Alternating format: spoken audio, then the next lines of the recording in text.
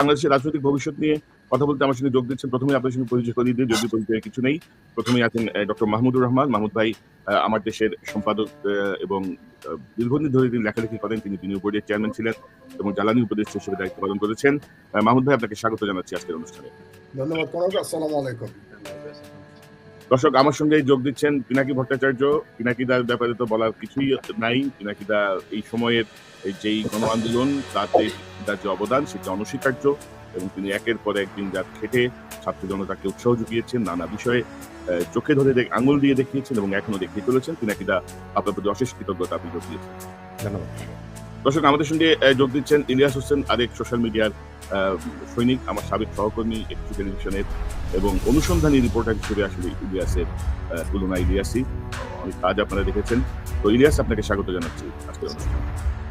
এবং দর্শক, আমার সঙ্গে যোগ দিচ্ছেন আপনাদের অত্যন্ত জনপ্রিয় রাজনৈতিক বিশ্লেষক, ইঞ্জিনিয়ার, কলামিস্ট যারা বিনা রশিদ। বিনার ভাই, আপনাকে স্বাগত জানাচ্ছি। আসসালামু আলাইকুম। তো এই যে তারার মেলা, এত তারার মেলা, আমি নিজেই খুব এক্সাইটেড আজকের এই অনুষ্ঠানকে নিয়ে। তো আমরা প্রথমে শুরু করতে চাই ডক্টর মাহমুদুর রহমান আপনাকে দিয়ে, যে আমি যেটা বলছিলাম যে অন্তর্বর্তীকালীন সরকারের 37 দিন পার হয়ে যাচ্ছে, তারা একটা ডিসি নিয়োগ করতে পারছে না। প্রত্যেকটি জেলায় ডিসি নিয়োগ নিয়ে তারা হিমশিম খাচ্ছে। তারপরে গোপালগঞ্জে বিএনপি মার খেয়েছে, বিএনপির এক নেতাকে মেরে ফেলেছে আওয়ামী লীগের লোকজন। তো চারিদিকে যে অবস্থা, সব মিলিয়ে বাংলাদেশের রাজনৈতিক ভবিষ্যৎ, শেখ হাসিনা বলছে চট করে দেশে ঢুকে যাবে, ভারতের সীমান্তের নাকি কাছাকাছি বসে আছে। তো আমাদের সরকারের অবস্থা কি, কিভাবে যাচ্ছে, কি মনে করছেন আপনার বিশ্লেষণ? আমি একটু অন্যভাবে শুরু করি আমার আলোচনা আজকে। বর্তমান সরকারটাকে আমি ব্যক্তিগতভাবে বিপ্লবী সরকার বলতে পছন্দ করি, কিন্তু তারা নিজেদেরকে অন্তর্বর্তীকালীন সরকার বলে। এই সরকারটা আসলে কাদের দ্বারা গঠিত? আমরা যদি মিডিয়ার নিউজ পড়ি, আর কি মিডিয়ার সংবাদ টংবাদ পড়ি, তাহলে দেখবো যে এই সরকার বিশিষ্ট জনদের দ্বারা গঠিত। এটা আমার বিশেষণ না, কিন্তু এই যে কদিন আগে একটা কমিশন হলো, যে কমিশনের উপরে পিনাকি 2 দিন আগে অনুষ্ঠান করেছে তার চ্যানেলে। তো এই যে 6 জন কমিশনে যারা প্রধান নিযুক্তি পেলেন, প্রত্যেকটা মেইন স্ট্রিম মিডিয়াতে লেখা হয়েছে 6 বিশিষ্ট ব্যক্তি কমিশনের প্রধান। তো বাংলাদেশের বিশিষ্ট কারা, বিশিষ্ট সংজ্ঞাটা কি বাংলাদেশ? অন্তত আমার এই অভিজ্ঞতায় আমি যেটা দেখেছি, দীর্ঘ অভিজ্ঞতায়, যে বাংলাদেশে বিশিষ্ট হতে হলে ভারতপন্থী হতে হবে, 1। 2 নম্বর হলো তাকে ইসলাম বিদ্বেষী হতে হবে, 2 নম্বর ক্রাইটেরিয়া। আর 3 নম্বর, তাকে প্রথম আলো ডেইলি স্টার ক্যাম্পের হতে হবে। তাহলে আমরা যদি এটাকে বিশিষ্ট জনদের সরকার বলি, তাহলে এবং এই সংজ্ঞাটা যদি মাথায় রাখি, তাহলে আমরা বুঝতে পারবো যে এই সরকারটা কাদের দ্বারা গঠিত। এই যে বিপ্লবটা হয়ে গেল, এই বিপ্লব ছাত্র জনতা করেছে, তাই না? পিনাকি তার একটা অনুষ্ঠানে খুব পরিষ্কার ভাবে এগুলো নিয়ে কথা বলেছে, ছাত্র এবং জনতা সরে গেলে কি অবস্থা হবে সেটাও পিনাকি বলেছে। তো এই সরকারের ছাত্রদের 3 জন প্রতিনিধি আছে, আমরা জানি। একজন ডক্টর ইউনূসের উপদেষ্টা, রাজনৈতিক উপদেষ্টা, আর বাকি 2 জন মন্ত্রী। কিন্তু আমাকে বলুন তো আপনারা, এই সরকারের জনতার প্রতিনিধিকে আমি খুঁজে পাই না। আজকে আপনাদের কাছ থেকে আমি জনতার প্রতিনিধি যদি আমাকে ধরিয়ে দিতে পারেন, তাহলে আমি খুব আনন্দিত হব। বাংলাদেশের সমস্যাটা কি জানেন? জনগণের একটা সমস্যা আছে বাংলাদেশের জনগণ খুব ব্যক্তি পূজায় আসে। এই ব্যক্তি পূজার সমস্যাটা ভারতেও আছে, পাকিস্তানেও আছে। ভারতে ইন্দিরা গান্ধীর সময় ব্যক্তি পূজাটা খুব বেশি হয়েছিল, আর বর্তমান যে মোদী সরকার, মোদীর সময় এটা তো সকল সীমা অতিক্রম করে গেছে। মানে হাসিনা একদিকে ব্যক্তি পূজা, আর একদিকে ছিল মোদী, এবং এতটাই ব্যক্তি পূজা যে মোদী নিজেকে ঈশ্বরের অবতার দাবি করে পাবলিকলি ইন্টারভিউতে। ভাবা যায় না, বলে যে আমি বায়োলজিক্যাল না, আমি ঈশ্বরের অবতার, ঈশ্বর আমাকে বিশেষ উদ্দেশ্যে পাঠিয়েছে। তো ভারতের ব্যক্তি পূজার যে ধরনটা, বাংলাদেশে কেন যেন জনগণের মধ্যে ব্যক্তি পূজার ব্যাপারটা চলে এসছে। যেমন ধরেন, আমি কমেন্ট পড়ি, আপনাদের সবাই ইলিয়াসের কমেন্ট পড়ি, আপনারটা পড়ি। এখানে অনেকে বলে দেখি যে আমরা ইউনূস সাহেবকে 10 বছর দেখতে চাই। তো প্রথম কথা হলো, ইউনূস সাহেবের বয়স 84 বছর। 10 বছর আল্লাহ ওনার হায়াত রেখেছে কিনা আল্লাহই ভালো জানেন। যদি হায়াত রেখেও থাকে, আপনি 37 দিন দেখে ইউনূসের সরকার 10 বছর কেন চাচ্ছেন? ওই সেই ব্যক্তি, এটার পিছনে কোনো রেশনাল আপনি খুঁজে পাবেন না 10 বছর চান। তাহলে কি আপনারা গণতন্ত্র চান না? আপনারা গণতন্ত্র ছাড়াই চান যে এই সরকারটা চলতে থাকুন, 10 বছর ধরে প্রফেসর ইউনূস ক্ষমতায় থাকুন। মুশকিল হচ্ছে যে এগুলো বলতে গেলে জনগণ খুব বিরক্ত হয়। অনেকেই হয়তো আমাকে খুব তিক্ত কমেন্ট আজকে করবে, কিন্তু বয়স হয়ে গেছে, এখন আর জনপ্রিয় হওয়ার বাসনা আর নাই, বয়সও পার হয়ে গেছে জনপ্রিয় হওয়ার। সুতরাং তিক্ত কথা বলতে হবে আমাদের। তো আমি ব্যক্তিগতভাবে ব্যক্তি পূজার ঘোরতর বিরোধী। সেটা যেই হোক না কেন, সেটা শেখ মুজিব হোক, সেটা ইউনূস হোক, সেটা জিয়াউর রহমান হোক, আমি ব্যক্তিপূজার বিরোধী। হ্যাঁ, আমি তাদের কোনো ব্যাপারে পদক্ষেপ করব, সেটা ভিন্ন বিষয়। অনেকের বিভিন্ন কারণে শ্রদ্ধা করতেই পারেন। কিন্তু শ্রদ্ধা আর পূজা ব্যাপারটা একরকম না। তো লোকে যদি আজকে অসন্তুষ্ট হয় আমার বক্তব্যে, তো আমি নাচার, কারণ আমি বাংলাদেশে একটা গণতান্ত্রিক রাষ্ট্র হিসেবে বাংলাদেশকে দেখতে চাই এবং সেই লক্ষ্যেই কিন্তু 18 বছর ধরে আমার লড়াই আমি অব্যাহত রেখেছি। আপনারা এটা জানেন, হয়তো আজকের ইয়াং জেনারেশন জানে না, কিন্তু এখানে যে 5 জন আমরা বসে আছি, বাকি 4 জন আপনারা জানেন। তো কাজেই গণতন্ত্র যদি ফিরে পেতে চাই আমরা, তাহলে জনগণকে আমি বলতে চাচ্ছি যে আপনারা এই ব্যক্তিপূজার বদভ্যাস থেকে মুক্তি নিয়ে নেন, না হলে বিপদ আছে। দুটো এক্সাম্পল আমি দিচ্ছি, খুব ক্ষুদ্র, আমি খুব সংক্ষেপে শেষ করবো, অন্যদেরটা শুনবো আমি আজকে। সেটা হলো যে ইজিপ্টের কথা মনে আছে আপনাদের, আরব বসন্ত তিউনিসিয়ায় শুরু হয়েছিল। আরব বসন্ত কিন্তু ইজিপ্টে শুরু হয়নি, তিউনিসিয়ায় শুরু হয়েছিল। কবে? 2011 সালে জানুয়ারি মাসে। 28 দিনের বিপ্লব ছিল এটা। এবং 28 দিনের বিপ্লবে 26 বছরের এক নায়ক বেন আলী পালিয়ে গেছে। সেই তিউনিসিয়া এক নায়কতন্ত্রে চলে গেছে। তিউনিসিয়ার এখনকার যে প্রেসিডেন্ট, তার নাম কায়েস সাইদ। কায়েস সাইদ কিন্তু নির্বাচিত হয়েছিল, তিনি ইলেকশনে জিতেছেন। ইউনূস সাহেব তো কোনো নির্বাচনের মাধ্যমে আসেন না, কায়েস সাইদ নির্বাচনের মাধ্যমে এসে তিনি সকল গণতন্ত্র বিসর্জন দিয়েছেন। অনেকটা শেখ হাসিনার কায়দা, 2009-এর পরে যেভাবে শেখ হাসিনা গণতন্ত্র বিসর্জন দিয়েছে। কাজেই আমরা যদি এখনই এই ব্যক্তিপূজার বদভ্যাস থেকে মুক্ত হতে না পারি আর বলতে থাকি যে অনির্বাচিত একটা সরকার 10 বছর ক্ষমতায় থাকবে, এই ধরনের কথা যদি আমরা বলতে থাকি, তাহলে আমরা দেশের ক্ষতি করছি এবং আমরা ডক্টর ইউনূসের ক্ষতি করছি। কারণ এই চাটুকারিতা কিন্তু ক্ষতি করে, এবং শেখ হাসিনা এখন হয়তো বুঝতে পারছে যে চাটুকারিতা তার কি পরিমাণ ক্ষতি করেছে। তো ডক্টর ইউনূস সাহেবেরও এই চাটুকারিতা থেকে মুক্ত থাকা উচিত। মাহমুদ ভাই, এই 37 দিনের সরকারকে আপনি মানে না, আমি ওই প্রসঙ্গে আমি অন্যদের কাছ থেকে শুনি। আমি আজকে একটু অন্য লাইনে আলোচনা করতে চাই, কারণ সরকারের ভালো মন্দ নিয়ে অনেক রকম আলোচনা আছে, ওই চর্বিত চর্বণ বলে লাভ নাই। আমি একটু অন্য লাইনে আজকে আলোচনা করতে চাই, কারণ আপনার টাইটেলটা আজকে, আপনার টাইটেল হচ্ছে বাংলাদেশের রাজনীতির ভবিষ্যৎ। টাইটেল তো এই সরকারের 37 দিনের কর্মকাণ্ড না। মানে ওদের সাথে আমি বলি, যদি কর্মকাণ্ড থাকতো তাহলে আমি ওটা নিয়ে কথা বলতাম, কিন্তু আমি রাজনৈতিক ভবিষ্যতের দিকে তাকাই। তো রাজনৈতিক ভবিষ্যতের দিকে তাকাতে গেলে আমি যদি গণতন্ত্রই চাই, তাহলে আমি মোদ্দা কথা যেটা বললাম, আমাদের ব্যক্তিপূজার থেকে বেরিয়ে আসতে হবে এবং গণতান্ত্রিক রাষ্ট্র কাঠামোতে আমাদের প্রত্যাবর্তন করতে হবে। এবং সেটাই প্রত্যাশা, ছাত্র জনতার বিপ্লবের প্রত্যাশা সেটাই ছিল। যেমন ধরেন, আজকেই তো দেখলাম বিএনপির মহাসচিব একটা সংবাদ সম্মেলন করেছেন, সেখানে তিনি একটা হিসাব দিয়েছেন যে বিএনপির নাকি 429 জন মারা গেছে, বিএনপির বিভিন্ন অঙ্গ সংগঠন মিলে, এবং তার মধ্যে ছাত্র জনতা আছে। তো তাহলে একটা রাজনৈতিক দলেরই যদি 419 জন শহীদ হয়ে থাকে বিপ্লবে, তাহলে এই বিপ্লব কারো একার অবদান তো না। আর যে বিশিষ্ট জনেরা সরকারে বসে আছেন, তাদের মধ্যে কয়জন বিপ্লবী ছিলেন, কারা বিপ্লবী ছিলেন, তাদের মধ্যে কি বিপ্লব করেছেন তারা গত 16 বছরে? সেই বিপ্লবে তাদের অবদান কার কতটা, এটা আপনারা সবাই ভালো জানেন। এটা নিয়ে পিনাকি, ইলিয়াস সবাই বোধহয় তাদের অনুষ্ঠানে বিশদ আলোচনা করেছে। তো আমি আরেকটা কথা আপনাদেরকে বলতে চাচ্ছি, যদি সত্যি গণতান্ত্রিক রাষ্ট্র বিনির্মাণ আমরা করতে চাই, গণতন্ত্রে ফেরত যেতে চাই, আমি আমার সরকার নির্বাচন করতে চাই, তাহলে আরেকটা বিষয় আমাদের আলোচনা করতে হবে, সেটা হলো ভূরাজনীতি। জিওপলিটিক্যাল ইস্যু বাদ দিয়ে আপনি বাংলাদেশের রাজনৈতিক ভবিষ্যৎ নিয়ে কোনো সঠিক সিদ্ধান্তে আসতে পারবেন না, কোনো পরামর্শও দিতে পারবেন না। কাজেই আপনাকে ভূরাজনীতি নিয়ে আলোচনা করতে হবে। কিন্তু সেই আলোচনা আমি করতে চাই সুযোগ পেলে আপনার আজকের এই অনুষ্ঠানের দ্বিতীয় পর্ব, যাতে জনগণ কনফিউজ না হয়ে যায়, আমরা আলাদা করে করি। কাজে এখন আমি মোটামুটি সরকারের একটা চরিত্র আমি তুলে ধরার চেষ্টা করলাম জনগণের কাছে। আর সর্বশেষ যে কথাটি আমি বলতে চাই এই সরকার সম্পর্কে, আমি এর আগেও আমি বলেছিলাম এই সরকার সম্পর্কে যে তাদের ডাইনামিজমের একটা অভাব আছে। আপনার অনুষ্ঠানে আমি গতদিন বলেছি, পিনাকি ছিল না, ইলিয়াস ছিল না, মিনারও ছিল, যে ডাইনামিজমের অভাব আছে, অভিজ্ঞতার অভাব আছে। কাজে সেই অভাবটা, আপনি যে প্রশ্নগুলো করলেন না, যে গোপালগঞ্জে বিএনপির লোক মেরে ফেলছে, এর আগে আর্মির উপরে আক্রমণ করলো, অ্যাকশন কোথায়? সরকারের সেই শক্ত মেরুদণ্ড কোথায়? সেটা তো আমরা দেখতে পাচ্ছি না। তারপরে বিভিন্ন জায়গায় আমরা যেভাবে মানে ফ্যাসিবাদের প্রেতাত্মারা যেভাবে আবার সমস্যা তৈরি করছে, সেটার মোকাবেলা করবার জন্য যে ইউনিটি এবং যে সাহস এবং যে কি বলবো তড়িৎ সিদ্ধান্ত দরকার, সেটার অভাব আমরা দেখতে পাচ্ছি। তো আমি এখানেই শেষ করি। অন্যদের বক্তব্য আমি যা বললাম এই সম্পর্কে আপনার মন্তব্য, মিলাদ, পিনাকি, ইলিয়াস তাদের মন্তব্য শুনতে চাই, এবং দ্বিতীয় পর্যায়ে আমি একটু ভূরাজনীতি নিয়ে আলোচনা করতে চাই। তাহলে আপনার রাজনৈতিক ভবিষ্যৎটা আমরা হয়তো পরিষ্কারভাবে জনগণকে বোঝাতে পারবো।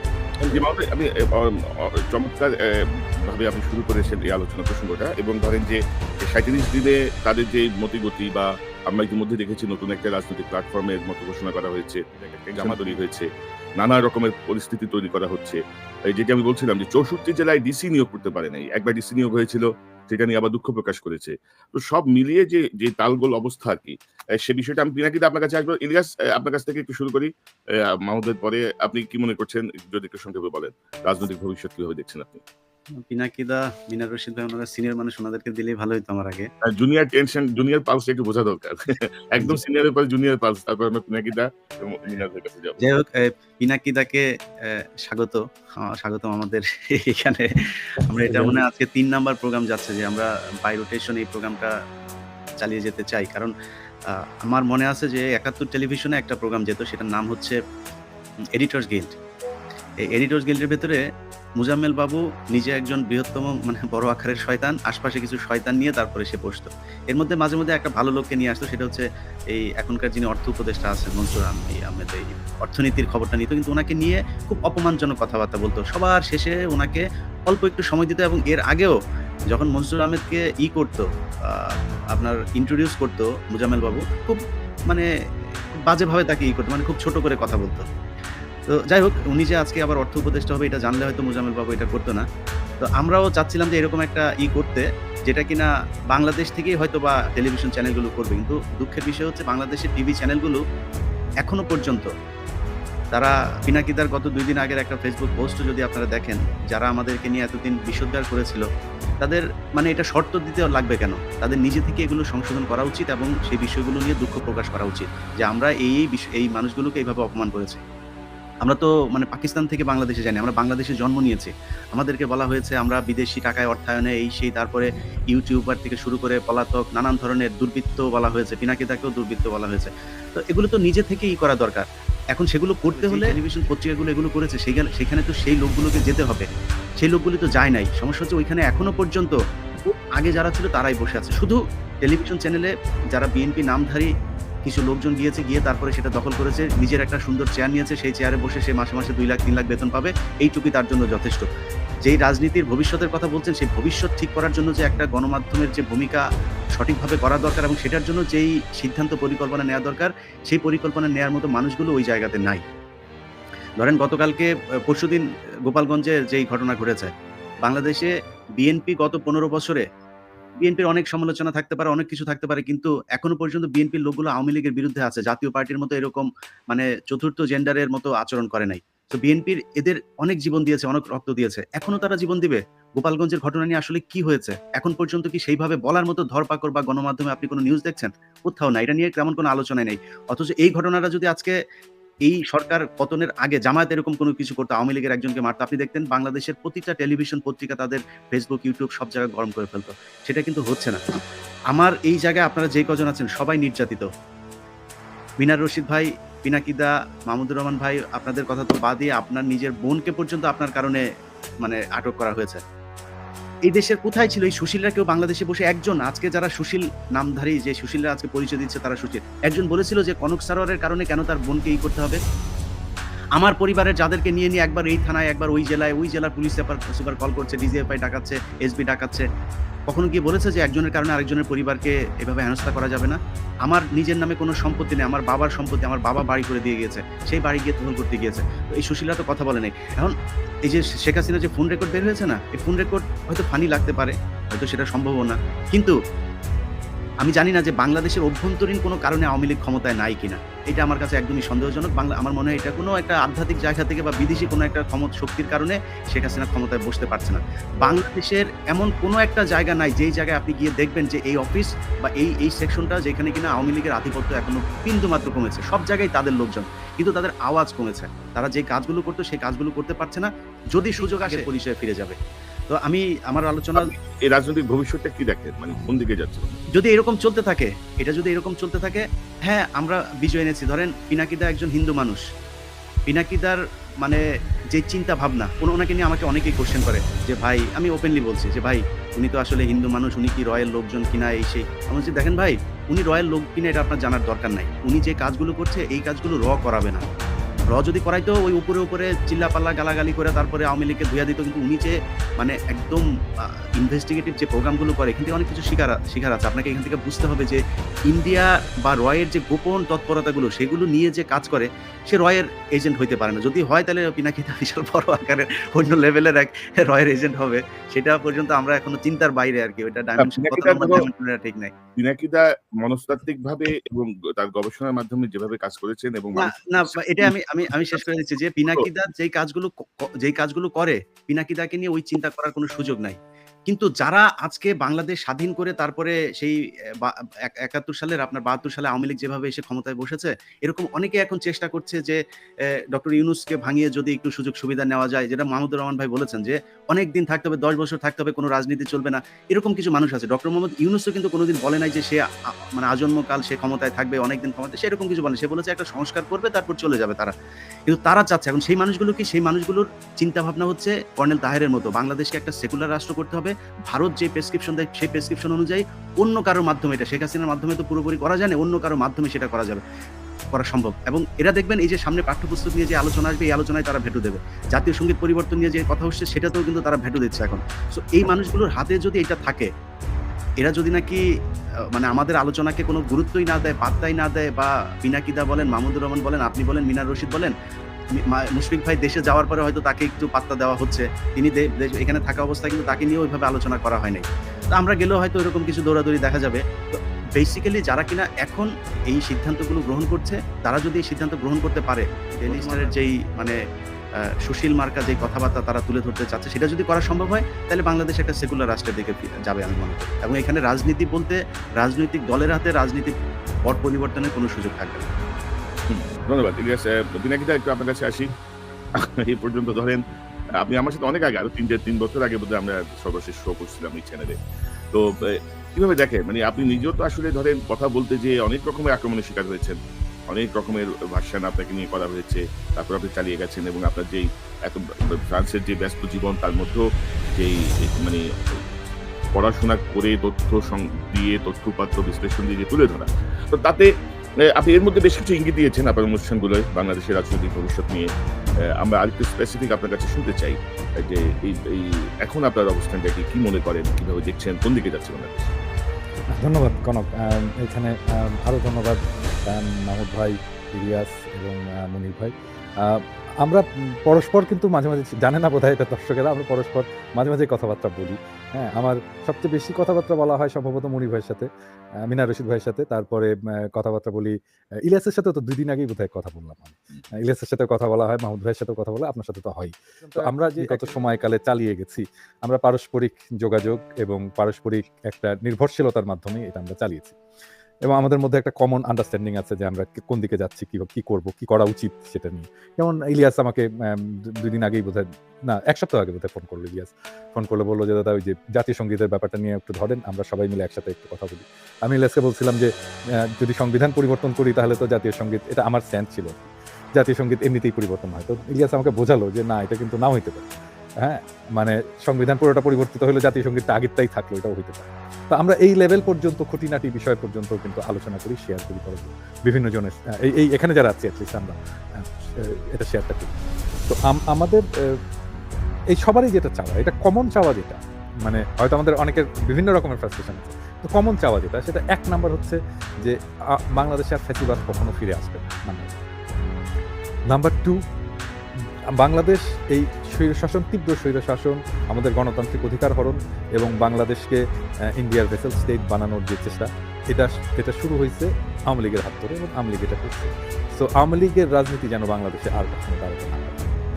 3 নাম্বার, বাংলাদেশে যে ভারতীয় আধিপত্যবাদ যেটা প্রতিষ্ঠিত হয়েছিল আওয়ামী লীগের মাধ্যমে, হাসিনা সরকারের মাধ্যমে, সেই ভারতীয় আধিপত্যবাদ যেন হাত গুটায়, আমরা যেন আমাদের আমাদের স্বাধীনতা, সার্বভৌমত্বকে রক্ষা করতে পারি এবং জাতীয় মর্যাদাকে যেন আমরা উচ্চত করতে পারি। 3 নাম্বার। 4 নাম্বার, বাংলাদেশ যেন একটা ডেমোক্রেটিক গণতান্ত্রিক রাষ্ট্র হিসেবে বিকশিত হয়, এর সম্ভাবনাটা যেন সেভাবে বিকশিত হয়। এই 4টা আমাদের আকাঙ্ক্ষা। আমি মনে করি যে এই ব্যাপারে আমরা সবাই, এখানে যারা আছি 4-5 জন, আমরা সবাই একমত এবং এটার জন্য আমাদের সমস্ত অ্যাক্টিভিজম ডেডিকেটেড ছিল সোফা। তো তারপরে একটা বিপ্লব হলো, এই বিপ্লবটা যে হয়ে যাবে এটা আমি যতই বলি যে আমি অনেক আশা দেখাইছি, মানুষজন আমাকে বলতো যে আপনি তো প্রত্যেকদিন হাসিনার মেলায় যান। হ্যাঁ, আমি দেখাইছি এটা, কিন্তু স্টিল এটা এখন আমার কাছে স্বপ্নের মতো যে এটা সম্ভব হয়েছে। এটা হাসিনা পালিয়ে গেছে এবং আমি ফ্যাসিবাদ পরাজিত হয়েছে এইভাবে।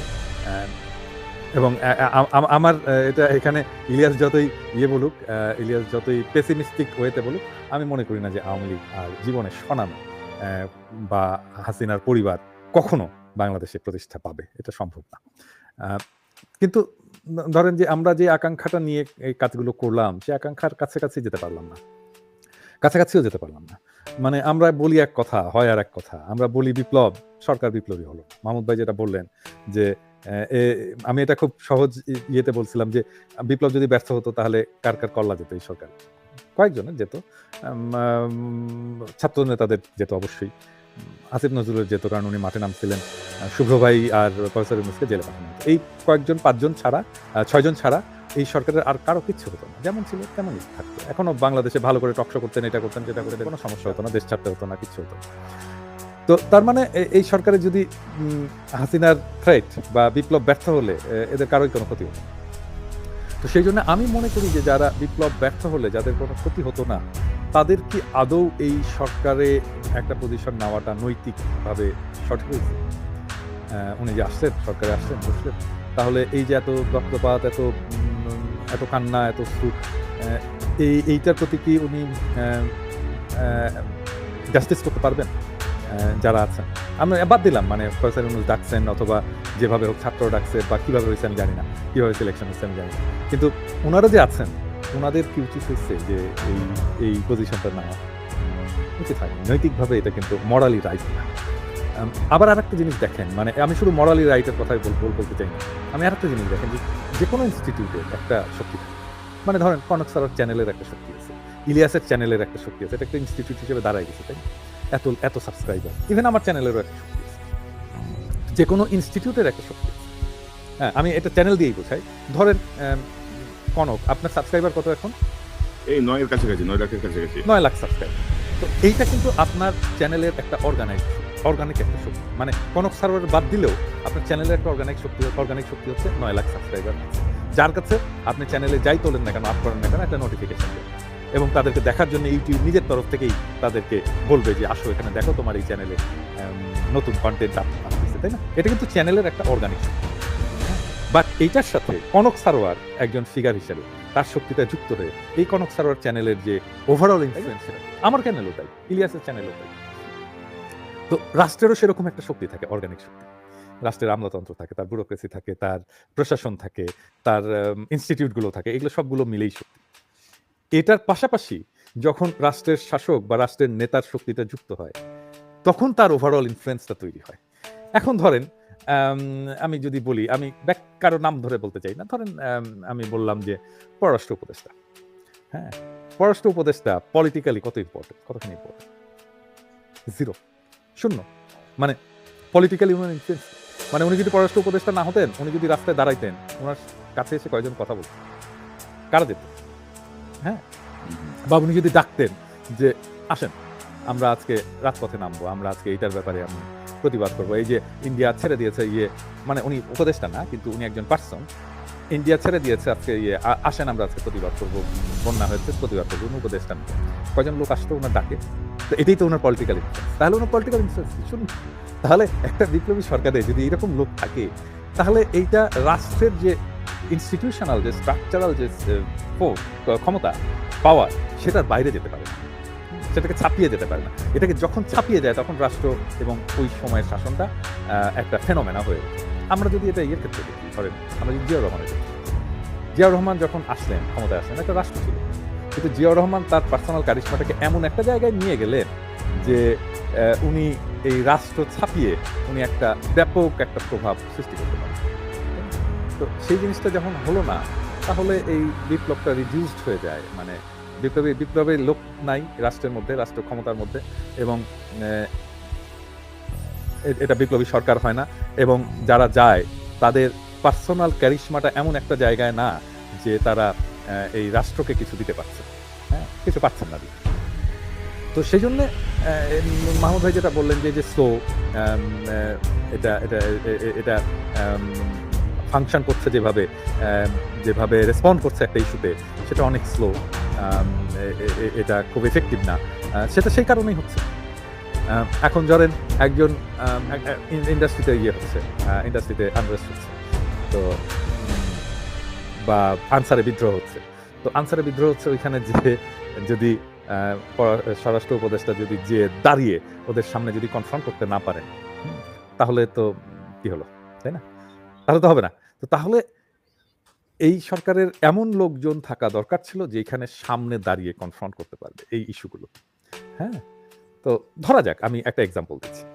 ধরা যাক যে বাংলাদেশের মিডিয়াতে এখানে যদি কনক স্যার ইলিয়াস যেই ফ্রাস্ট্রেশনের কথা বললো যে এই কাজ করছে মিডিয়া, আমাদেরকে ডেমোনাইজ করেছে, আমাদেরকে অপমান করেছে ইত্যাদি ইত্যাদি। ধরেন ইলিয়াস বাংলাদেশে আছে, এখন এই মুহূর্তে ইলিয়াস বাংলাদেশে আছে, ও প্রেস ক্লাবে যাচ্ছে, হ্যাঁ, এবং ইলিয়াস মিডিয়াতে আমাদের ভয়েসটাকে এস্টাবলিশ করার চেষ্টা করছে। ইলিয়াস যেভাবে কাজ করতো ওই কাজটা কি করছে এখন? আপনাকে মনে হয় ইলিয়াস যদি ঢাকায় থাকতো এই মুহূর্তে এবং কাজে থাকতো, বাংলাদেশের মিডিয়া আজকে যেভাবে প্রথম আলো কাজ করছে, ডেইলি স্টার কাজ করছে, এই কাজটা করতে পারতো? বলেন, আমি অনেস্টলি জানতে চাচ্ছি। ইলিয়াস যদি থাকতো, পারতো না। তাহলে ইলিয়াসকে ক্ষমতায় যাওয়ারও দরকার নাই, ইলিয়াসকে কোনো পদ দেওয়ারও দরকার নাই। শুধু ইলিয়াসের মাঠে প্রেজেন্স, বাংলাদেশের প্রেজেন্সটাই পরিস্থিতিকে অনেক পরিবর্তন করে। ওটা আমি এখনো মনে করি যে মাহমুদ ভাই যদি দেশে থাকতেন, এখন এই মুহূর্তে যদি দেশে থাকতেন, বাংলাদেশের পলিটিক্যাল সিনারিওটা অনেক পাল্টে। উনি কথা বলতেন, উনি মাঠে যেতেন, উনি কর্মসূচিতে যেতেন, উনি ডাক দিতেন জনগণকে, উনি সেমিনারে যেতেন, উনি দরকার হলে প্রফেসর ইউনূসের সাথে কথা বলতেন। আমি জানি না মাহমুদ ভাই কেন যাচ্ছেন না, এবং আমি মনে করি যে মাহমুদ ভাইয়ের প্রেজেন্স ফিল্ডে এই পরিস্থিতিটাকে অনেকটা পরিবর্তন করে দিতে পারে।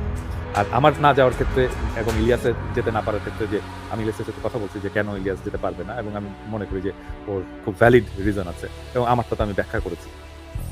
তো এই জায়গাটাতে এখন যদি ধরা যাক যে এই সরকার আবার সেই ঘুরে মাগুর স্যাং, আমাদের বগুড়ার ভাষায় বলে আর কি, যে আবার সেই আগের ঘটনাই ঘটে গেল আর কি, মানে একটা সহনীয় আওয়ামী লীগ শাসন আমাদেরকে উপহার দিল, তাহলে তো এই বিপ্লব তো ব্যর্থ। তাহলে এই বিপ্লব ব্যর্থ, কারণ এই বিপ্লব যেই লক্ষ্য নিয়ে হয়েছিল সেই লক্ষ্যগুলো কোনটাই পূরণ করতে পারে, এবং এটা যেন কোনোভাবেই একটা সহনীয় আওয়ামী শাসন, একটা সহনীয় সো-কল্ড সেকুলার শাসন যেন না হয়, সেই চেষ্টাটা আমাদের অব্যাহত রাখতে হবে। এবং যদি সত্যিকার অর্থেই ওই দিকে এগোতে চায়, এবং যার কিছু সাইন, এখন ডিস্টার্বিং সাইন আমরা দেখতে পাচ্ছি, কারণ প্রথম আলো কিভাবে নিউজ করছে এখনো, সেই জিনিসগুলো যদি আপনি দেখেন, কোন ইস্যুগুলোকে সে ফোকাস করছে, সেই ইস্যুগুলোকে যদি দেখেন, এমনকি যে গোপালগঞ্জের হামলা, এই গোপালগঞ্জের হামলায় এটা যে আওয়ামী লীগ হামলা করছে এটা লেখেনি পর্যন্ত প্রথম আলো। এখন কিসের ভয়? হ্যাঁ, আগে না হয় বলতো যে এটা ডিজিএফআই এর জন্য লিখতে পারিনি, এটা আওয়ামী লীগের জন্য লিখতে পারিনি, এই বলছে সেই বলছে। এই প্রথম আলো তো লেখে বিএনপির আক্রমণে এটা হয়েছে, লিখছে কয়েকদিন আগে লিখছে। আমার কাছে দেখেন, আমি ইলিয়াস কনক আপনাকে আমি পাঠাচ্ছি, এটা কয়েকদিন আগে এটা লিখছে যে বিএনপির আক্রমণে মারা গেছে, বা বিএনপি আক্রমণ করছে, এটা লিখছে। আর এখন তারা লিখতে পারছে না, তাহলে সমস্যাটা কোথায়? হ্যাঁ, আমি একটু কমপ্লিমেন্ট করি আমি পিনাকিকে। এর থেকে ভয়ঙ্কর অপতথ্য দিয়েছে প্রথম আলো। যেমন নাটোরে সমন্বয়কদের সবাই একটা গন্ডগোল হয়েছে, এবং সেই সবাই প্রথম আলো লিখে দিল যে বিএনপি আক্রমণ চালিয়েছে, প্রথম আলো যদি। আর একই দিনে মানব জমিনে নিউজ দিল যে সমন্বয়কদের দুই গ্রুপের মধ্যে গন্ডগোল হয়েছে, এবং এই কারণে বিশৃঙ্খলা হয়েছে। তাহলে এই যে প্রথম আলো মিথ্যা কথা লিখলো যে বিএনপি আক্রমণ করেছে, এবং উদ্দেশ্য প্রণোদিত হবে লিখতে প্রথম আলো এটা, তো এই কাজ তো কন্টিনিউয়াসলি করে যাচ্ছে প্রথম আলো। এমন না যে আওয়ামী লীগের বিরুদ্ধে লিখলে কোনো বিপদের জন্য তারা লিখছে না, তা না, তারা আওয়ামী লীগকে সেভ করতে চাচ্ছে, বিকজ তারা ওই যে পিনাকি যেটা বললো, একটা সহনীয় আওয়ামী শাসন এবং ভারতপন্থী শাসন প্রথম আলো তৈরি করতে চায় না, সেটাই হচ্ছে প্রথম আলো। রাইট।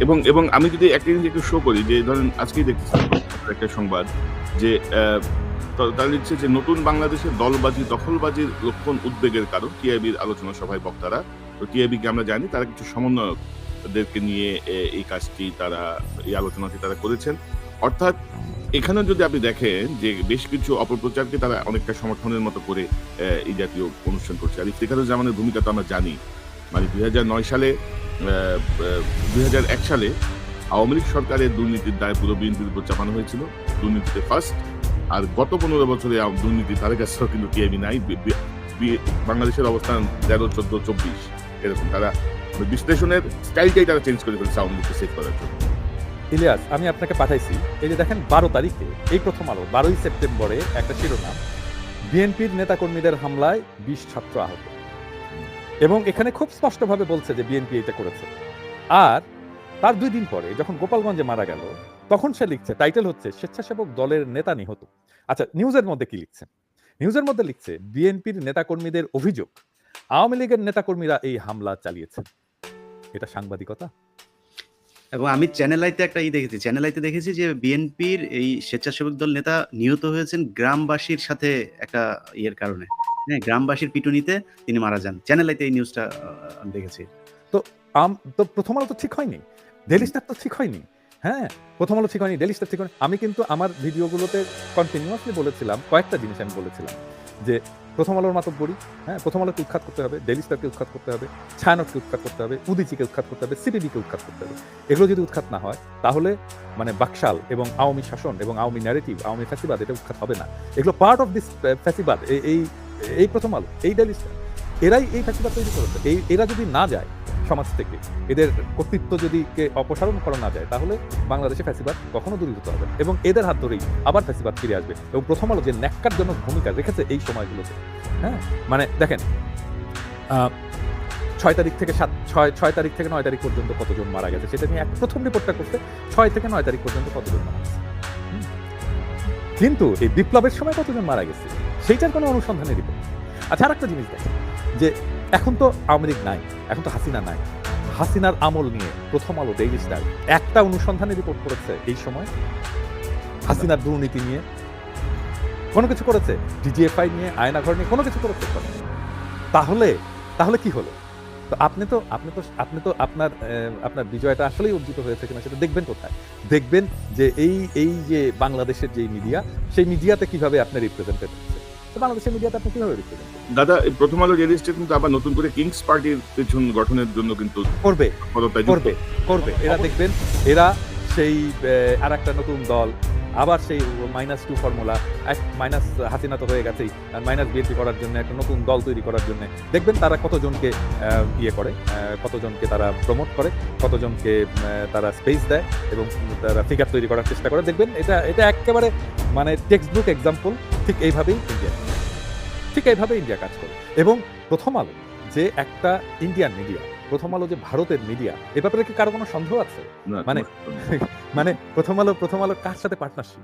এই যে চোরকির পার্টনারশিপ কার সাথে? ইন্ডিয়ার সাথে পার্টনারশিপ। তো ইন্ডিয়ান হাই কমিশনার বাংলাদেশে কোন মিডিয়া হাউসে যায়, সাইন করে, এমওইউ সাইন করে? প্রথম আলোতে তো, তাই না?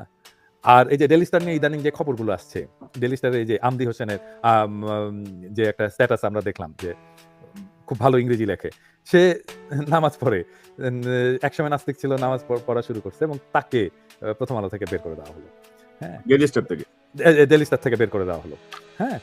তো মানে যতক্ষণ পর্যন্ত এই সুশীলের যে ভয়েস, এই যে বাঙ্গু সেকুলারদের যে কালচারাল এলিটদের যে ভয়েস, এটা যতদিন পর্যন্ত এটাকে ধ্বংস করা না হচ্ছে, ততদিন পর্যন্ত আমাদের বিপ্লব ইয়ে হবে, আমরা রাখতেও পারবো না যদি ওদের কর্তৃত্বকে, ওদের মাতবরিকে যদি বন্ধ করা যায়। আপনার কাছে আবারও আসবো, বাট সামহাউ প্রথম আলো ডেইলি স্টার আমাদের সমন্বয়কদের চোখ ধাঁধাই দিচ্ছে, মানে একদম তারাই সুশীল, তারাই বাঙালি জাতির মানে ভিত তৈরি করবে এমন একটা ধারণা নিয়ে, সাথে দেখারুজ্জামানরাও যোগ দিয়েছে, যে সংবাদটি আমাদেরকে দেখালাম।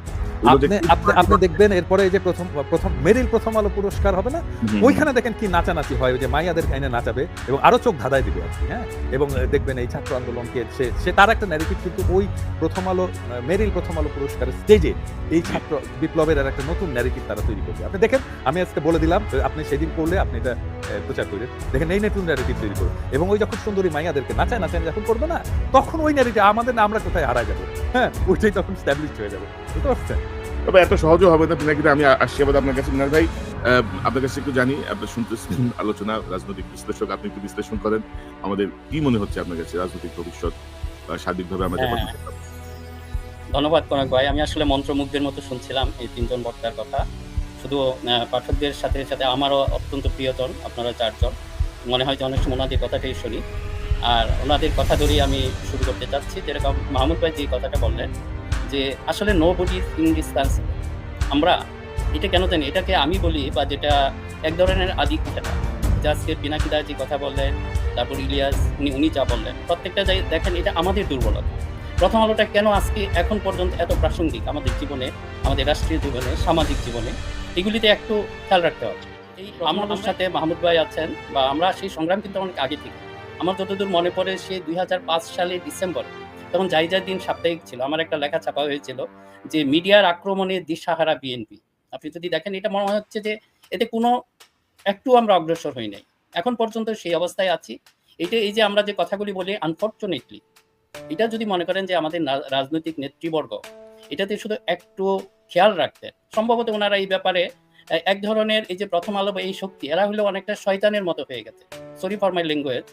কিন্তু দেখবেন যে এই যে শয়তানের পূজা করে, এক ধরনের আছেন শয়তানের পূজা কেন করে জানেন, যে শয়তানের ক্ষতি থেকে রক্ষার জন্য অনেক এই যে শয়তান পূজক যারা পূজারী, তারা কিন্তু এই কারণেই করে, তারা জানে শয়তানি কাজে শয়তানের ক্ষতি থেকে, অনিষ্ট থেকে রক্ষার জন্য ওরা পূজা শুরু করেছে। বাংলাদেশে কেন জানি এই যে এলিট শ্রেণী বলেন বা যাদেরকেই বলেন, তারাও সেই শয়তানের পূজক হয়ে পড়েছে। এক ধরনের সাধারণ মানুষের একটা আধিক্যতা আছে। আমার অনেক বন্ধু বান্ধবকে আমি দেখেছি এটা নিয়ে, তারা মোটামুটি প্রথম আলোর যে ঘরানার এদের বিরোধী, কিন্তু বাসায় যখন রাখে আপনি দেখবেন যে সে প্রথম আলো, কারণ এটা অগ্রসর মানুষের পত্রিকা, কাজে তারা অগ্রসর মানুষ হিসাবে সমাজে স্বীকৃতি পেতে চায়। কাজে এই যে মনে করেন আপনি যে আপনাকে যে গুলি দিয়ে আপনাকে হত্যা করা হবে, সেই গুলির খরচটা কিন্তু আপনার কাছ থেকে নিয়ে নিচ্ছে, আমরা সেটা জানি না। এই কথাগুলি আমরা অনেকবার বলেছি, কিন্তু আমার মনে হচ্ছে সেভাবে আসলে শোনা হয় না। আর এই যে কথাটা বললেন যে মাহমুদ ভাই যে কথাটা বললেন, এটা অত্যন্ত গুরুত্বপূর্ণ, যে আজকে আমাদের সামনের রাজনীতিকে দেখতে হলে পেছনের দিকে একটু তাকাইতে হবে। আমরা যদি পেছনের ভুলগুলি থেকে শিক্ষা না নিই, ওই ধরনের কোনো একটা কারেক্টিভ অ্যাকশনে না যায়, সে একই ভুলের রিপিটেশন হবে। এই যে আজকে যে এটা আছে, আপনি যদি বলেন 1/11 সরকারের তখন যে পররাষ্ট্র উপদেষ্টা ছিলেন, উনি কিন্তু একটা ভয়ানক কথা বলেছিলেন, আমার এখনো মনে আছে। উনি বলেছিলেন যে আমরা আমাদের পররাষ্ট্র নীতিকে এমনভাবে সাজাবো এই দেশে যেন আর কোনো ইন্ডিয়ান বিদ্বেষী বা এরকম কোনো শক্তি মাথাচাড়া দিয়ে না উঠতে পারে। চিন্তা করেন, একটা স্বাধীন সার্বভৌম দেশে যে একজন পররাষ্ট্র উপদেষ্টা, ওনারা কোথা থেকে সেজন্য এসেছিলেন এটা হয়তো আমরা সবাই জানি। এবং উনি কিন্তু যেভাবে যে প্রেসক্রিপশন দিয়ে গিয়েছিলেন, এখনো কিন্তু আমরা সেই পথেই আছি। মাঝখানে একটা বিপ্লব হয়ে গেল, সেই বিপ্লবের দিকে কিন্তু বিপ্লবের যে সেটা প্রতিফলন নাই। আমাদের আজকে যে রাষ্ট্রীয় যারা ব্যবস্থাপনায় দায়িত্ব নিয়েছেন, আপনি বোধহয় পররাষ্ট্রমন্ত্রী মোমেন সাহেবের কথা বলছেন না, এর আগে এর কথা বলছেন, পররাষ্ট্র উপদেষ্টা যে ছিল ফখরুদ্দিনের আত্মীয়। হ্যাঁ, ফখরুদ্দিনের আত্মীয়, জি। এই কিন্তু আসল কাজটা করে গেছেন, আমাদের কিন্তু খেয়াল রাখতে হবে। উনি বলে গিয়েছিলেন যে আমাদের পররাষ্ট্র নীতিকে এমনভাবে সাজানো হবে কেউ যেন এসে এটা পরিবর্তন না করতে পারে। আমরা তো তাই দেখতে পাচ্ছি এখন। মানে আমরা ওই যে পিনাকিদা, মাহমুদ ভাই, ওনারা যে আসলে ডক্টর ইউনূসের ব্যাপারে আমাদের কার কোনো আপত্তি নাই। আমরা এমন একটা জায়গায় যেতে পারি না, বা আমাদের এই শক্তিটাকে, যেটা ইনস্টিটিউশনাল স্ট্রেংথ হিসাবে পিনাকিদা এইমাত্র বললেন, সেটাকে আমরা নষ্ট করতে চাই না। তারা চাচ্ছে হয়তো ডক্টর ইউনূস আমাদের একটা অ্যাসেট, জাতীয় অ্যাসেট বা গ্লোবাল ইউনি অ্যাকসেপ্টেড একজন পার্সন, ওনাকে আমাদের ইউজ করতে হবে। কিন্তু আমরা যখন ওনাকে মিস ইউজ করতে দেখি, তখন তো চুপ করে বসে থাকতে পারি না। কাজে আমাদের সেগুলিকে অবশ্যই অ্যাড্রেস করতে হবে, এই সমস্যাগুলিকে। আরেকটা যে জিনিস হলো, যে পার্সোনাল লেভেলে যে কথাটা বললাম, আমাদের সেই আধিক্যতা থেকে বেরিয়ে আসতে হবে। অমুক যে মাহমুদ ভাই যেটাকে ব্যক্তি পূজা বললেন, এই আধিক্যতা থেকে ইন্ডিভিজুয়ালি আমাদের বের হয়ে আসতে হবে। আমরা অনেকে জানি দেশের 90% or 95% মানুষ ইন্ডিয়ান এগেনস্টে, কিন্তু তারপরে প্রথম আলো কিভাবে এই দেশের বা ডেইলি স্টার মানে প্রথম শ্রেণীর পত্রিকা থাকে, এবং তাদের ডিকটেশন অনুযায়ী আমাদের সমস্ত কালচারাল, আমাদের এডুকেশনাল, আমাদের কিছু জায়গায় নিয়ন্ত্রিত হচ্ছে তাদের মাধ্যমে।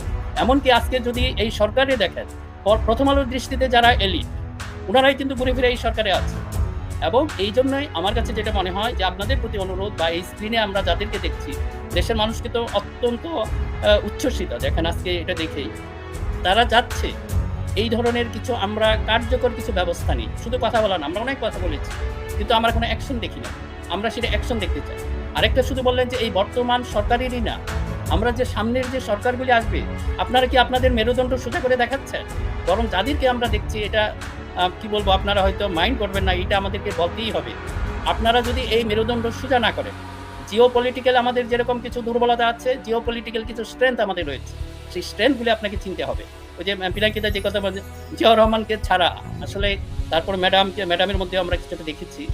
এবং এই ধরনের যদি স্ট্রেংথ আপনারা দেখেন, আমরা শুধু শুধু রিস্কে পড়বো না, আমাদের স্বাধীনতার সার্বভৌমত্ব আসলে হুমকির মুখে পড়বে। আর এই যে কথা বললেন, ইন্ডিয়া কিন্তু ছেড়ে দেয় না, এবং এই ফেসিবাদের হাতে বিলিয়ন ডলার সে কিন্তু তছরূপ করেছে। এটা শুধু পার্সোনাল, একটা মানুষ কত খাবে? আপনি মনে করেন একটা মানুষের 60-70 বছরের জীবনে তারপরে এত ডলার কেন প্রয়োজন হয়েছে? তারা কিন্তু এইটা কিন্তু আমাদের একটা ঝুঁকি রয়ে গেছে, আমাদের খেয়াল রাখতে হবে। ইন্ডিয়ার যেরকম জিও পলিটিক্যাল একটা ডিসঅ্যাডভান্টেজে ওনারা চলে গেছে, সেটার প্রতিশোধ যেভাবে হোক রাখ নিবে। আমরা যদি সতর্ক না থাকি, এবং সেই সতর্কতা যদি আমাদের যারা এখন বর্তমানে সরকারে এসেছেন এবং ভবিষ্যতে আসবেন তাদের মাঝে যদি না দেখি, সত্যি এটা একটা কনসার্নের বিষয়। আমি জানি যে এখানে আসলে খুব ভয়ের কিছু নাই, ইনশাল্লাহ এটা আমরা বলবো যে পজিটিভ হয়তো এখন সময় হবে না, বা আমরা অনেক সময় বলেছি আই এম নট দ্য, মানে আমি আশাবাদী মানুষ, কিন্তু ঝুঁকির কথা বা রিস্কের কথাগুলি আমরা এই জন্য বলছি যে আমরা যেন সতর্ক থাকি। যেহেতু আজকে অল্প সময় হবে, আমি ঝুঁকির কথাগুলি বলবো, কাজেই কেউ হতাশ হবেন না। যে আমাদের এখানে আলোচনাগুলি হলো, এবং এই আলোচনা আজকে যাদেরকে স্ক্রিনে দেখছেন আপনাদের সবাই, ডক্টর ইউনূসের বর্তমান প্রশাসন, এমনকি বিএনপি, জামাত, সবার প্রতি অনুরোধ থাকবে জিনিসগুলি আপনারা ওইভাবে যেন নিবেন। আমরা আপনাদেরকে ধ্বংস করার জন্য কখনোই সমালোচনা করবো। আজকে অনেক কথা বলার ছিল, হয়তো সময় হবে না, আমরা ভবিষ্যতে এইগুলি বলবো, কিন্তু আপনাদের প্রতি রিকোয়েস্ট থাকবে, এই যে যারা আছে পিনাকি, মাহমুদ ভাই, ইলিয়াস হোসেন, ওনাদের যে বক্তব্য এবং কানেক্ট সারোয়ার, প্রত্যেকটাই কিন্তু আপনাদের কারেকশনের জন্য দেওয়া হয়েছে। এই দেশ ও জাতির জন্য। আমরা কিন্তু কারো ব্যক্তিগত, আপনারা হয়তো এটা বুঝতে পারেন, আমাদের কারো ওখানে ব্যক্তিগত কোনো অভিলাষ নাই।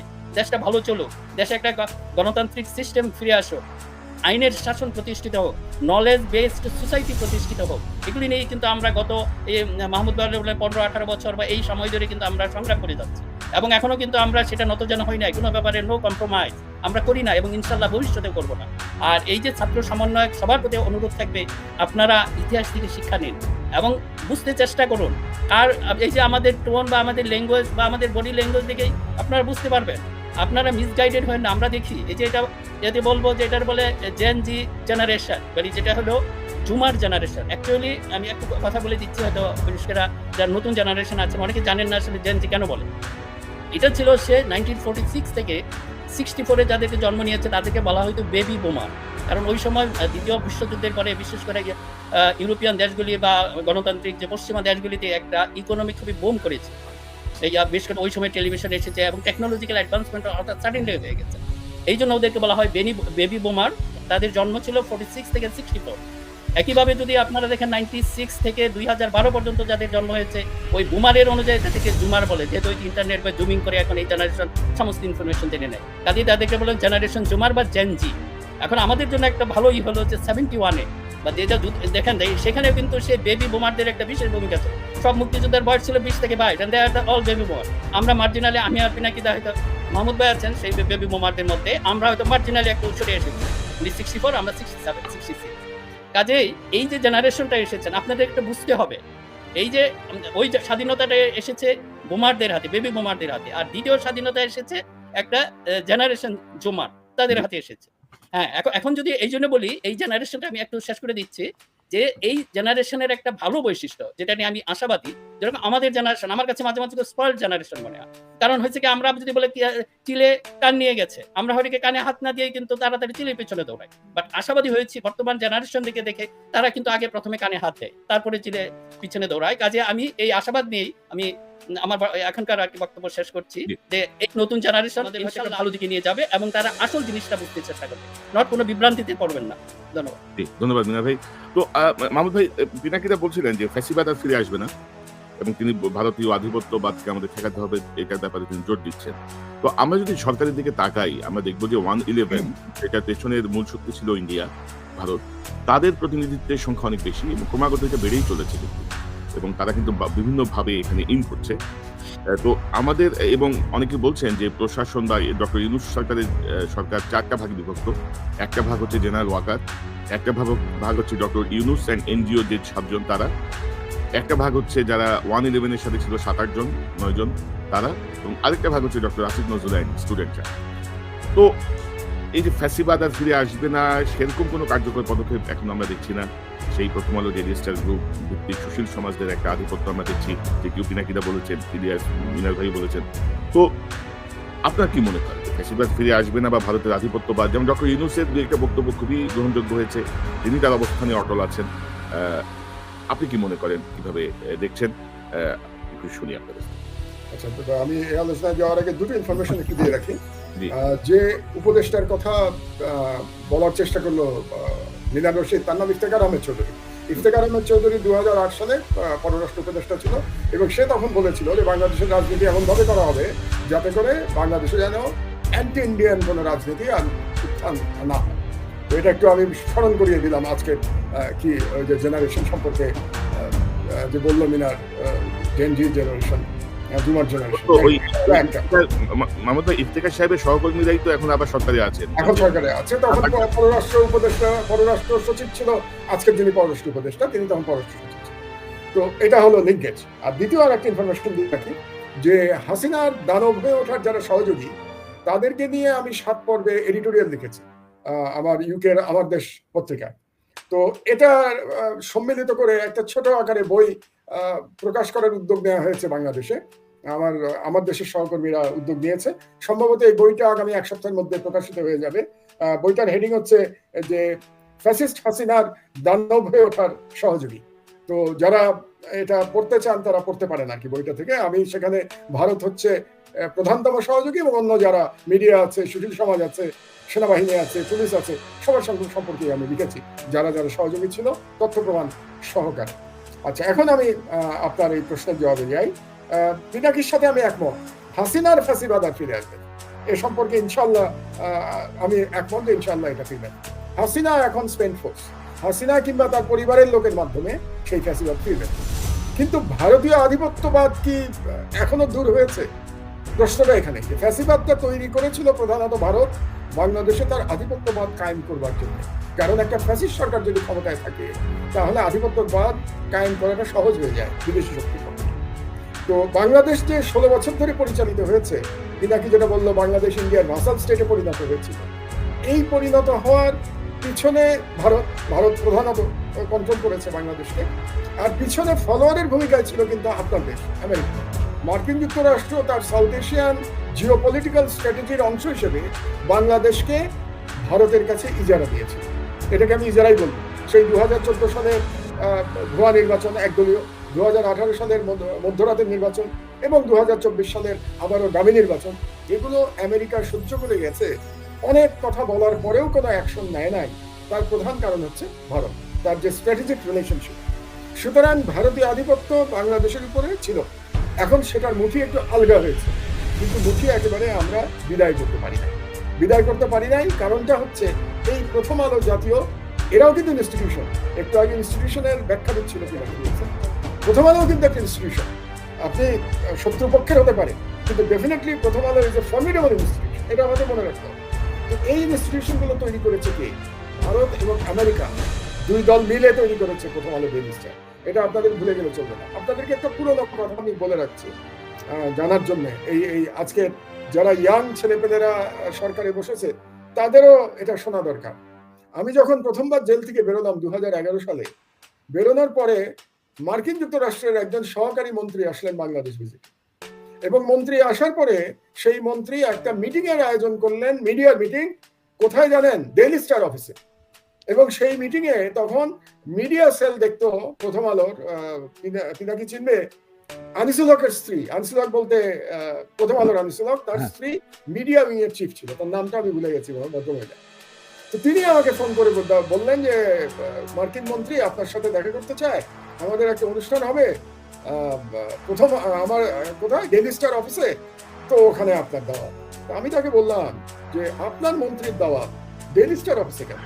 আর আমিও তো একজন সম্পাদক, আমি কিন্তু তখন আমার দেশ চালাচ্ছি, মানে তখন আমার দেশ বন্ধ হয়নি। ওই গ্যাপটার মধ্যে প্রথমবার জেল এবং দ্বিতীয়বার জেলের যে 1.5 বছরের গ্যাপ, তার মধ্যে আমি বললাম আমিও তো এক সম্পাদক, আমি কেন আর এক পত্রিকার অফিসে গিয়ে আপনার মন্ত্রীর সাথে দেখা? আপনারা কোনো নিউট্রাল জায়গায় অনুষ্ঠান করছেন না কেন?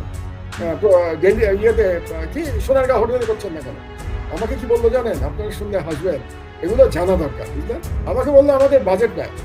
মার্কিন যুক্তরাষ্ট্রের বাজেট নাই যে তারা ইয়েতে সোনারগাঁ হোটেলে একটা অনুষ্ঠান করবে সব সম্পাদকের সাথে বসার জন্য। I refuse.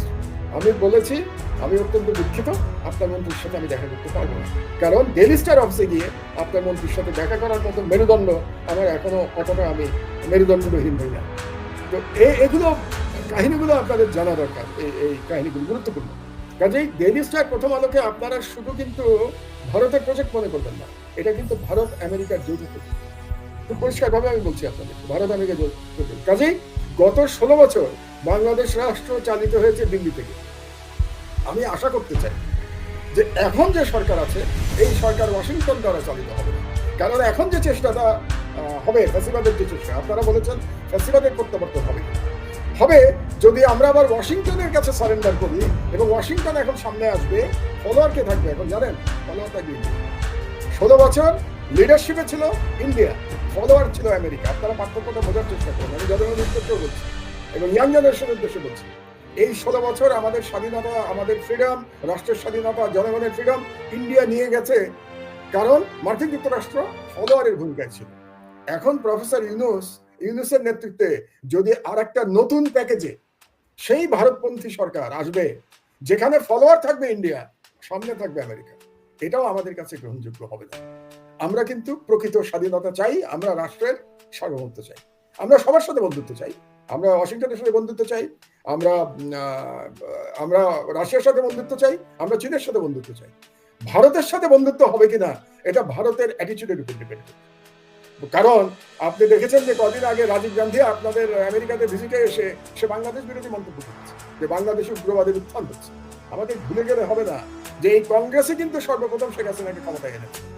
কাজে এই কংগ্রেসের মধ্যে এখনো হেজেমনির যে আইডিয়া, সেটার থেকে কংগ্রেসও মুক্ত হয় নাই। আমরা শুধু মোদীকে গাল দিয়ে কিন্তু ইন্ডিয়ান পলিটিক্যাল এস্টাবলিশমেন্টের দিকে তাকাতে হবে, ইন্ডিয়ান ডিপ স্টেটের দিকে তাকাতে হবে। ইন্ডিয়ান ডিপ স্টেট বাংলাদেশে হেজেমনি কন্টিনিউ করতে চায়। এখন সেটা ফেরত আসবে কিনা সেটা ডিপেন্ড করবে আমরা কতটা সাকসেসফুলি তার বিরুদ্ধে লড়াই করতে পারি। এটা খুব গুরুত্বপূর্ণ।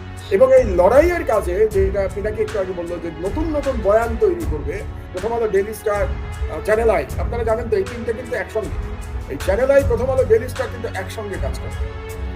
তো এদের টার্গেটটা হবে যে ওই বয়ানের মধ্যে তারা প্রো ইন্ডিয়ান পলিটিক্সটাকে আবার নিয়ে আসবে নতুন প্যাকেজিং।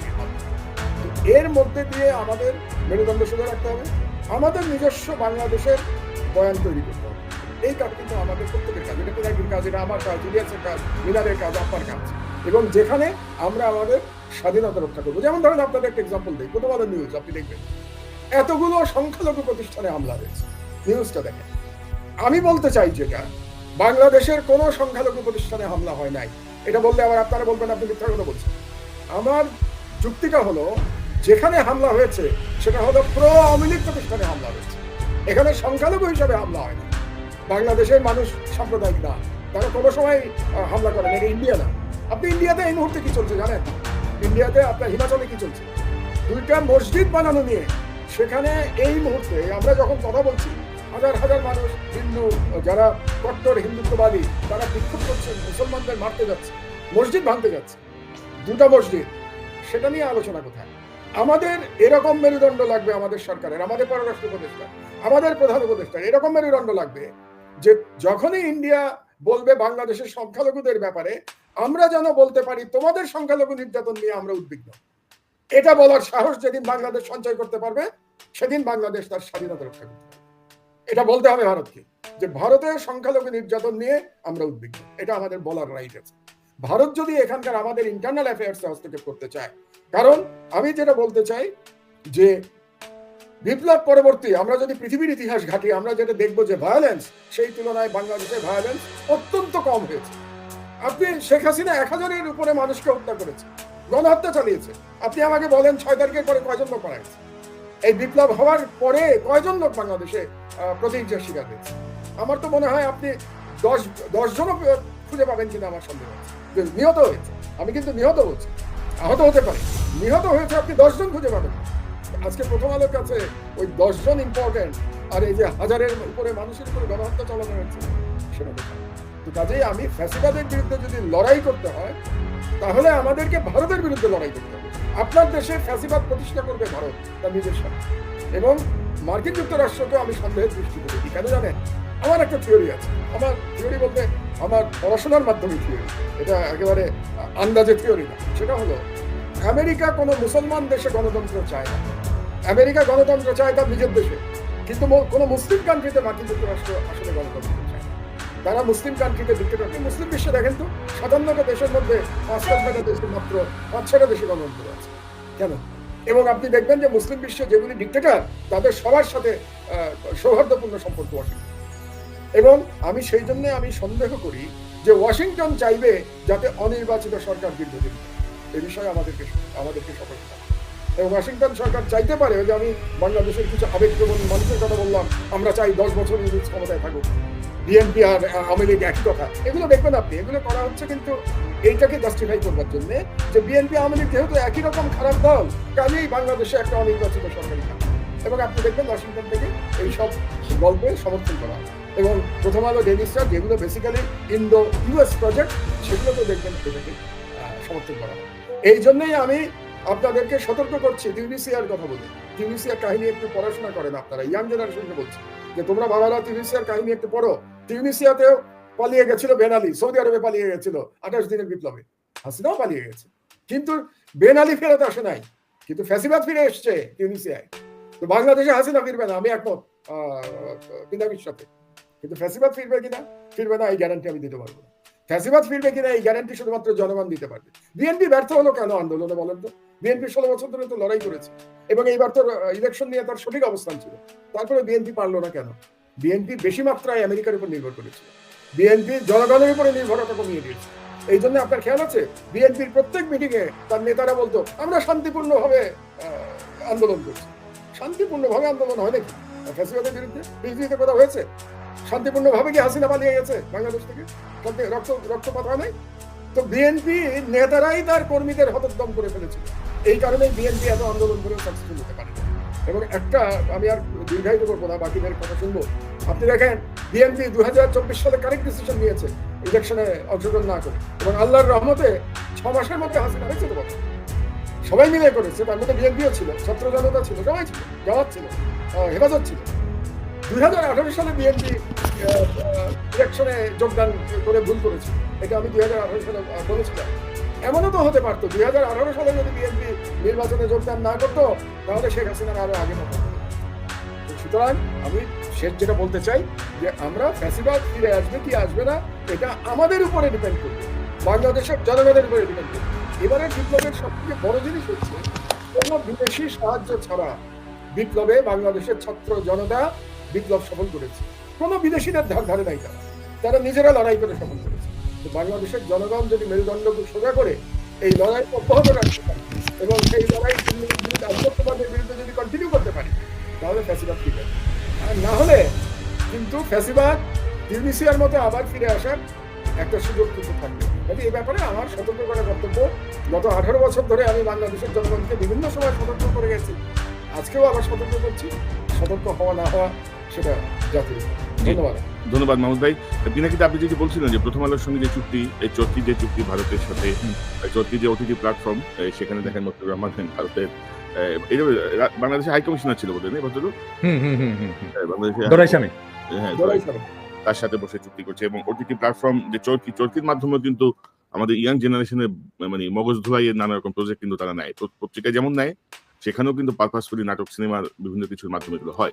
তো পিনাকিতে আপনি এই মাহমুদ ভাইয়ের কথা শুনছিলেন যে ফ্যাসিবাদ ফিরে আসবে না, বা এই সরকারের মধ্যে যারা ঢুকে বসে আছে, মানে 111-এর প্রেতাত্মা বলতে যাদেরকে আপনি বলেন যে প্রেতাত্মারা যারা আছে, বা ভারতের অনুগত যে বাহিনীগুলো ঢুকানো হয়েছে ইতিমধ্যেই, আপনি কি মনে করেন যে আমাদের সেই আমরা মুক্ত একটা দেশ হতে পারবো, ভারতের সঙ্গে আমরা বন্ধুত্ব চাই, দাদাগিরি তো চাই না, এবং ফ্যাসিবাদ ফিরে আসবে না? আপনি বলছেন, আপনি কতটুকু কনফিডেন্ট এইসব লোকদের উপর ভরসা করে যে সরকার চলছে তাতে? কনক, মানে এই জুলাই আগস্ট বিপ্লবের মধ্যে দিয়ে যেটা হয়েছে সেটা হচ্ছে যে আমরা আমাদের শক্তিটাকে দেখতে পেরেছি, আমরা কি করতে পারি।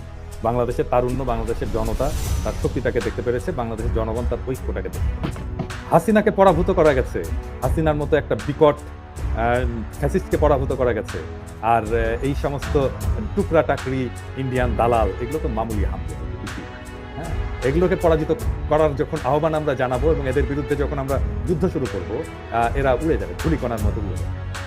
এবং আমাদেরকে যেন ওই পর্যায়ে যেতে না হয় সেই জন্যে আমি ফ্রেন্ডলি একটা আহ্বান জানাতে চাই, এবং আমি আশা করি যে মুরব্বীরা না জানালেও আমাদের মতো যারা আছেন, আমি ইলিয়াস, আপনারা জানাবেন, এই ফ্রেন্ডলি আহ্বানটা জানাবেন। ধরেন প্রথম আলো, daily star, Udichi, Chhayanaut, CTV, so যাও তো ইন্ডিয়ান এখানে স্টেক হোল্ডার আছে সবাইকেই, যে প্রথম আলো, ডেইলি স্টার আপনারা আপনাদের রিওরিয়েন্ট করতে পারেন, মানে আপনাদের সম্পাদকীয় নীতিটা আপনাকে রিভিজিট করে। আপনি যদি মনে করেন যে সত্যিকার অর্থেই আপনি ইন্ডিয়ান পারপাস সার্ভ করবেন এবং ওয়েস্টের পারপাস সার্ভ করবেন, বাংলাদেশের পারপাস সার্ভ না করে, তাহলে জনতার শত্রু হিসেবে চিহ্নিত হয়ে জনতার রোষানলে পড়ার সেই ঝুঁকিটা আপনি নেবেন কিনা সেটা আপনি ভেবে দেখেন। এবং আপনারা যদি এটা কন্টিনিউ করেন, আমরা এটা লক্ষ্য করছি তো, এবং আপনারা যদি এটা সত্যিকার অর্থে কন্টিনিউ করেন, আপনার বিরুদ্ধে জনতাকে তাতিয়ে দেওয়াটা আমাদের জন্য ওয়ান্টেড। হ্যাঁ, এটা আমরা করব যদি আপনারা সত্যিকার অর্থে ভালো না হয়ে যান। হ্যাঁ, আপনি যদি জনতার পক্ষে আসেন, তাহলে তো আপনার পত্রিকার সার্কুলেশন বাড়বে রে ভাই, আপনার পত্রিকা বেশি পড়বে মানুষজন। হ্যাঁ, আপনি এখনো ইন্ডিয়ান লেসপেন্সারি যদি করেন, তাহলে তো আপনাদেরকে শত্রু হিসাবে চিহ্নিত করে আমরা ক্যাম্পেইন চালাবো। এবং হাসিনাকে যেইভাবে আমরা জয় বাংলা করছি, হ্যাঁ হয়তো হাসিনাকে 3 বছর লাগছে, আপনাদের 1 বছর লাগবে, 1 বছরে আপনাদেরকে নাই করে দেবো আমরা বাংলাদেশ থেকে, যদি এটা আপনারা এখনো পর্যন্ত যদি ঠিক না হয়। আর আরেকটা বিষয় আমি একটু বলতে চাই, একটু বিনয়ের সাথে আমি মাহমুদ ভাইকে একটু বাংলাদেশের পররাষ্ট্রনীতি নিয়ে মাহমুদ ভাই যেটা বললেন যে সবার সাথে বন্ধুত্ব, কারোর সাথে শত্রুতা না, এটা তো মাহমুদ ভাই আসলে এটা বলি নাই আমি। আমি ভারতের সাথে বন্ধুত্ব হবে কিনা এটা ডিপেন্ড করবে ভারতের মানসিকতার পরিবর্তন হচ্ছে কিনা, এটা আমার উপর ডিপেন্ড করবে। আমি তারপরেও এই জায়গাটাতেও আমি বলতে চাই মাহমুদ ভাই বিনয়ের সাথে যে ভারতের সাথে কোনো বন্ধুত্ব হবে না। হ্যাঁ, ভারতের সাথে আমরা বন্ধুত্ব করতে পারবো না, এবং ইনফ্যাক্ট একটা রাষ্ট্রের তো কোনো বন্ধু থাকে না, কোনো রাষ্ট্রেরই কোনো বন্ধু থাকে না। বন্ধুত্ব একটা, যদি আমি ডিপ্লোম্যাটিক টার্মে বলি, এটা আসলে সোনার পাথর বাটি, এটা হয় না। আমরা সবসময় আমাদের স্বার্থই দেখি, ইন্ডিয়াও ইন্ডিয়ার স্বার্থই দেখবে, এটাই নেচার। তো আমাদের পররাষ্ট্র নীতি যেটা হওয়া উচিত, সেটা প্রথমত বাংলাদেশের স্বার্থ, দ্বিতীয়ত বাংলাদেশের স্বার্থ, তৃতীয়ত বাংলাদেশের স্বার্থ, চতুর্থত বাংলাদেশের স্বার্থ, পঞ্চমত বাংলাদেশের স্বার্থ, এবং শেষ পর্যন্ত এটা বাংলাদেশের স্বার্থ। বাংলাদেশের স্বার্থের বাইরে আমরা কারোর সাথে কোনো বন্ধুত্বই আমরা আগ্রহী, এটা যেই হোক, এটা আমেরিকা হোক, এটা ইন্ডিয়া হোক, এটা চায়না হোক, যেই হোক, আমরা কারোর সাথেই, হ্যাঁ আমরা কৌশলগত আমরা পার্টনারশিপ করতে পারি কারোর সাথে। এবং আমাদের কৌশলগত পার্টনারশিপের ব্যাপারে ভারত এবং আমেরিকা দুই তরফকেই আমি বলে দিতে চাই যে কৌশলগত সম্পর্কের ব্যাপারে আপনারা আমাদেরকে চীনের দিকে ঠেলে দিয়েন না। আমি খুব সিম্পল এবং স্ট্রেট ওয়ে বলতে চাই, আমাদেরকে চীনের দিকে ঠেলে দিয়েন না। যদি আমাদেরকে ওই দিকে ঠেলে দেন, আমরা ওই দিকে যাবো, এবং আপনাদের বাংলাদেশে খাওয়া উঠে যাবে। হ্যাঁ, ভারতেরও খাওয়া উঠে যাবে, আমেরিকারও খাওয়া উঠে যাবে। এটা আমরা করতে পারবো, এবং এটা যে আমরা করতে পারি সেটা প্রমাণ আমরা রাখছি জুলাই আগস্ট বিপ্লবে। আমরা দরকার হলে আরেকটা বিপ্লব, আমাদেরকে আমাদের মতো করে থাকতে দেন, আমাদেরকে আমাদের আত্মমর্যাদা নিয়ে থাকতে দেন, আমাদেরকে আমাদের স্বাধীনতা সার্বভৌমত্ব রক্ষা করতে দিয়ে থাকতে চান। আমরা কোনোভাবেই ভারতের আজ্ঞাবহ এবং ভারতের দাদাগিরি আমরা সহ্য করবো না। এটা আজকে শুধু না, আজ থেকে 50 বছর পরেও আমরা কোনোদিন করবো না। এবং আমাদেরকে যদি আমাদের মতো করে থাকতে দেন, তাহলে আপনারা দেখবেন যে বাংলাদেশের মতো ভালো রাষ্ট্র আর হয়, বাংলাদেশের মতো একটা উদার রাষ্ট্র আর হয়, বাংলাদেশের মতো একটা অ্যাকোমোডেটিভ রাষ্ট্র আর হয় না, বাংলাদেশের মতো একটা ফ্লেক্সিবল রাষ্ট্র আর হয় না। কিন্তু আমাদের উপরে যদি যে কোনো কিছু চাপিয়ে দেওয়ার চেষ্টা করে, আমাদের ঘাট কিন্তু প্যারা ভাই, এবং আমাদের এই ঘাট প্যারার রেজাল্ট কি হয় এটা জুলাই আগস্টে আমরা দেখিয়ে দিয়েছি। আমরা দরকার হলে আবার দেখাবো। আমরা যদি না পারি, আমাদের সন্তানেরা যদি না পারে, তার উত্তরসূরিরা দেখাবে, কিন্তু দেখাবে, বাংলাদেশ দেখাবে। হ্যাঁ, এইটাই আমি সাবধান বাণী উচ্চারণ করে দিয়ে বলতে চাই ভারতকে এবং আমেরিকাকে। যদি আপনারা ঠিক হয়ে যান তাহলে ভালো, আর যদি ঠিক না হন তাহলে কনসিকুয়েন্স ফেস করবেন। ধন্যবাদ পিনাকিদা। আমি ইলিয়াস, আপনার বক্তব্য শুনি। মাহমুদ ভাই পিনাকিদা বললেন আপনি কিভাবে দেখেন, এবং আপনি অনেক আগে থেকেই আসলে ভারতের নানা আগ্রাসী তৎপরতা দিয়ে আপনি একের পর এক ভিডিও বানিয়েছেন, মানুষকে সচেতন করেছেন, অনেক আগে থেকে আপনি শুরু করেছিলেন। তো সময় আপনি কি মনে করেন, এটাকে পারবো আমরা? মাহমুদুর রহমান ভাই যে কথাটা বললো যে রাহুল গান্ধী এখানে এসেছিল, তো আমি নর্মালি এর আগেও আমার এই হোয়াইট হাউস, তারপরে স্টেট ডিপার্টমেন্ট, এইসব জায়গায় যাওয়ার সুযোগ ছিল। মুশফিক ভাই মাঝে মধ্যেই বলতো যে তুমি আসো না কেন। কনক ভাইও সময় পায় নাই, কনক ভাই মনে হয় একবার বা দুবার গিয়েছিল, আমি যাই নাই। তো এই দিন রাহুল গান্ধী আসবে শুনে, আর মুশফিক ভাই তারপরের দিনই দেশে চলে যাবে, যে কারণে চিন্তা করলাম মুশফিকের সাথে দেখাও করে আসি, অনুষ্ঠানটাতেও যোগ দিই। তো রাহুল গান্ধীর ওইখানে আমরা, কনক ভাইয়ের একটা কোয়েশ্চেন ছিল, আমারও একটা কোয়েশ্চেন ছিল, যে আমি তাকে জিজ্ঞেস করেছিলাম যে since Hasina is A killer, what is your opinion to send her back to Bangladesh. সেই কোয়েশ্চেনের উত্তর দেয় নাই। কনক ভাইয়ের একটা কোয়েশ্চেন, সেটাও উত্তর দেয় নাই।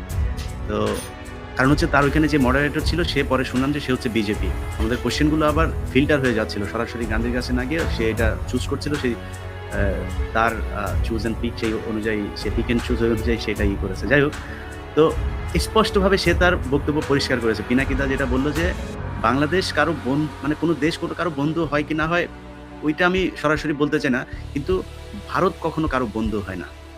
এটা হচ্ছে গিয়ে একদম বটম লাইন। এটার কোনো মানে নেই। ওরা কোনোদিন কারোর সাথে মিনিমাম, আপনি দেখেন যদি ভারতের সম্পর্কটা চীনের সাথে খুব খারাপ, তাদের খুবই যুক্তিসঙ্গতভাবেই আমেরিকার সাথে একটা ভালো সম্পর্ক মেনটেন করা উচিত।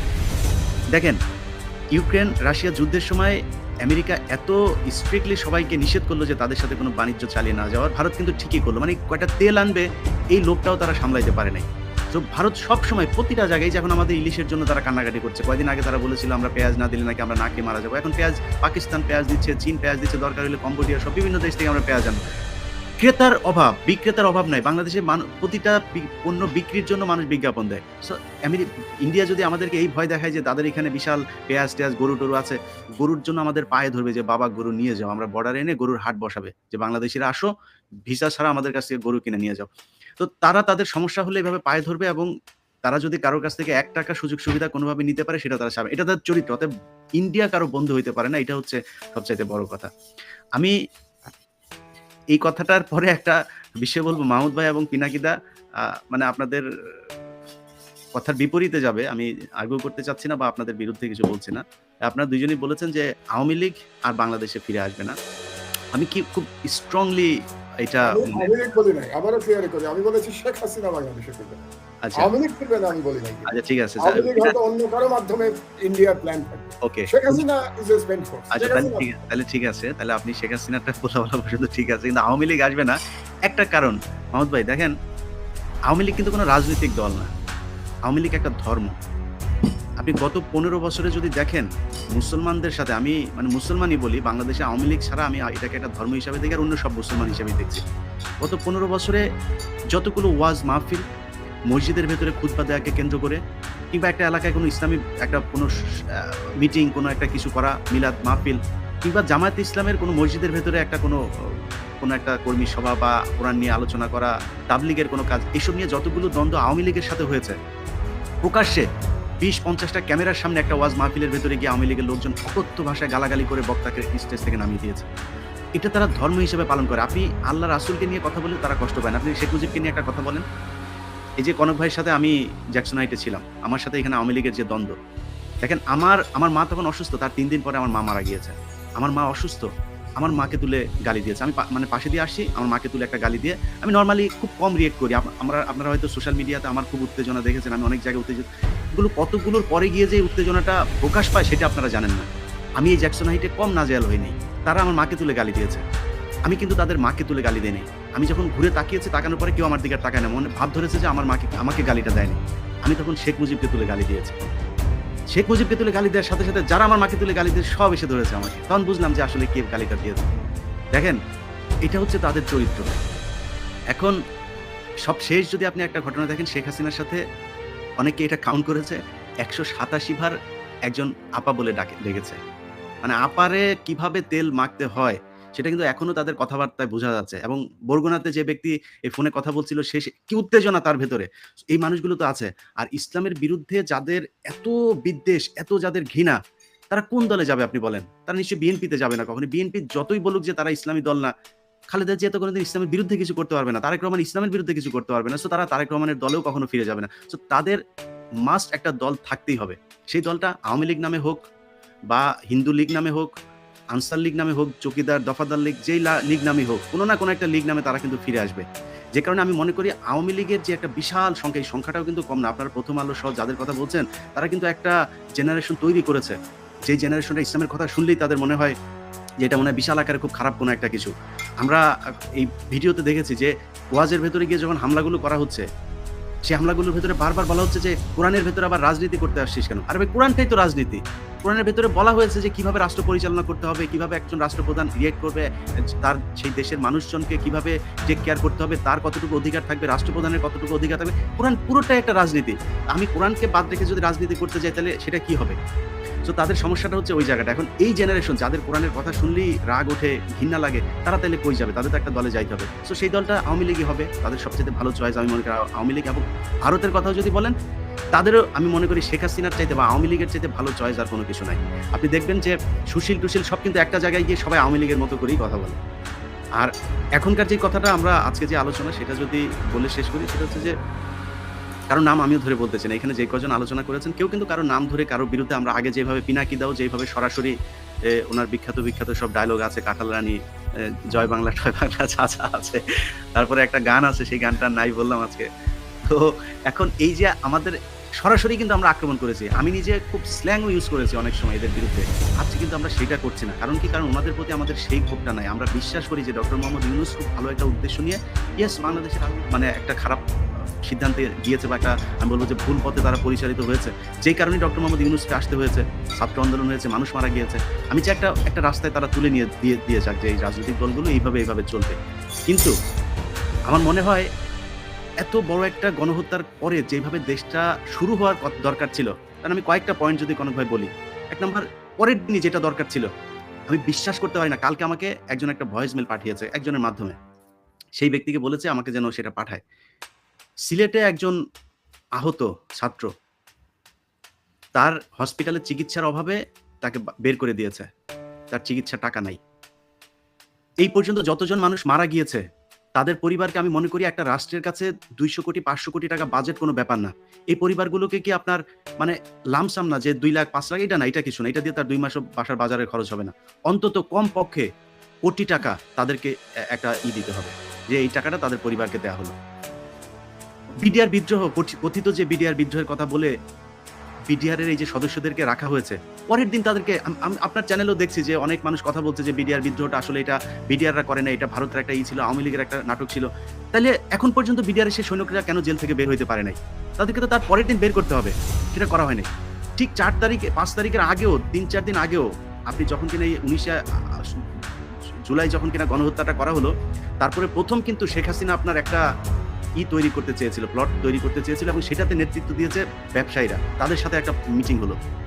সেই মিটিং এর ভেতরে ব্যবসায়ীরা যেভাবে নগ্নভাবে শেখ হাসিনাকে সমর্থন করেছে, যে তারা এই সরকারের সব পর্যায়ে গিয়ে তারা সরকারের পাশে থাকতে চায়, সেই ব্যবসায়ীদেরকে আমি মনে করি সব কয়টাকে ধরে জেলখানায় ঢুকানো দরকার ছিল। যদি তাদের বিরুদ্ধে সেটা নাও হয়, তাদের কাছ থেকে টাকা নিয়ে যে এক একটা কোম্পানিকে ধরে দিতে হবে যে তুমি 10 কোটি টাকা দিবা, তুমি 10 কোটি টাকা দিবা, প্রতিটা পরিবারকে তাদের টাকা। কারণ তাদের এই শেখ হাসিনার পিছনে তারা থাকবে, এটা বলার কারণেই শেখ হাসিনা সাহস পেয়েছে আবার ফের 3 তারিখ 4 তারিখ 2 তারিখে এই গণহত্যাগুলো চালানো। তাদেরকে করতে হবে। এখন মনে করেন যে এগুলো যদি নাকি না করে, কেউ যদি মনে করে যে গণমাধ্যমের কথাও বলি, গণমাধ্যমের ভেতরে ধরেন মাহমুদুর রহমান, ওনার তো পরীক্ষা দেওয়ার দরকার নেই, ওনার কারো কাছে মানে বলার দরকার নাই যে মাহমুদুর রহমান কে। মাহমুদুর রহমানের পরীক্ষা মাহমুদুর রহমান 2011 সাল 12 সালে দিয়ে এসে, ওনাকে দেখে আমরা ভারত বিরোধিতা শিখেছি। গণমাধ্যম যে এইভাবে এই গণবাংলাদেশী ইসলাম বিদ্বেষ এবং ইসলামকে ধ্বংস করার যে পায়তারা শুরু করেছিল, জামাত ইসলামকে শাস্তি দেওয়ার কথা বলে, সেটা আমাদের চোখে আঙুল দিয়ে দেখে দিয়েছে মাহমুদুর রহমান। সো মাহমুদুর রহমানের পরীক্ষা নেওয়ার দরকার নাই, কনক সারারের পরীক্ষা নেওয়ার দরকার নেই, মুশফিক ফজল আনসারের পরীক্ষা নেওয়ার দরকার নেই। তারা গিয়ে নেতৃত্ব দিবে। এখন তাদেরকে নেতৃত্ব দেওয়ার জন্য কি করতে হবে সেটা সরকার করবে। তাদেরকে কেন বলতে হবে যে আমরা দেশে যাইতে চাই?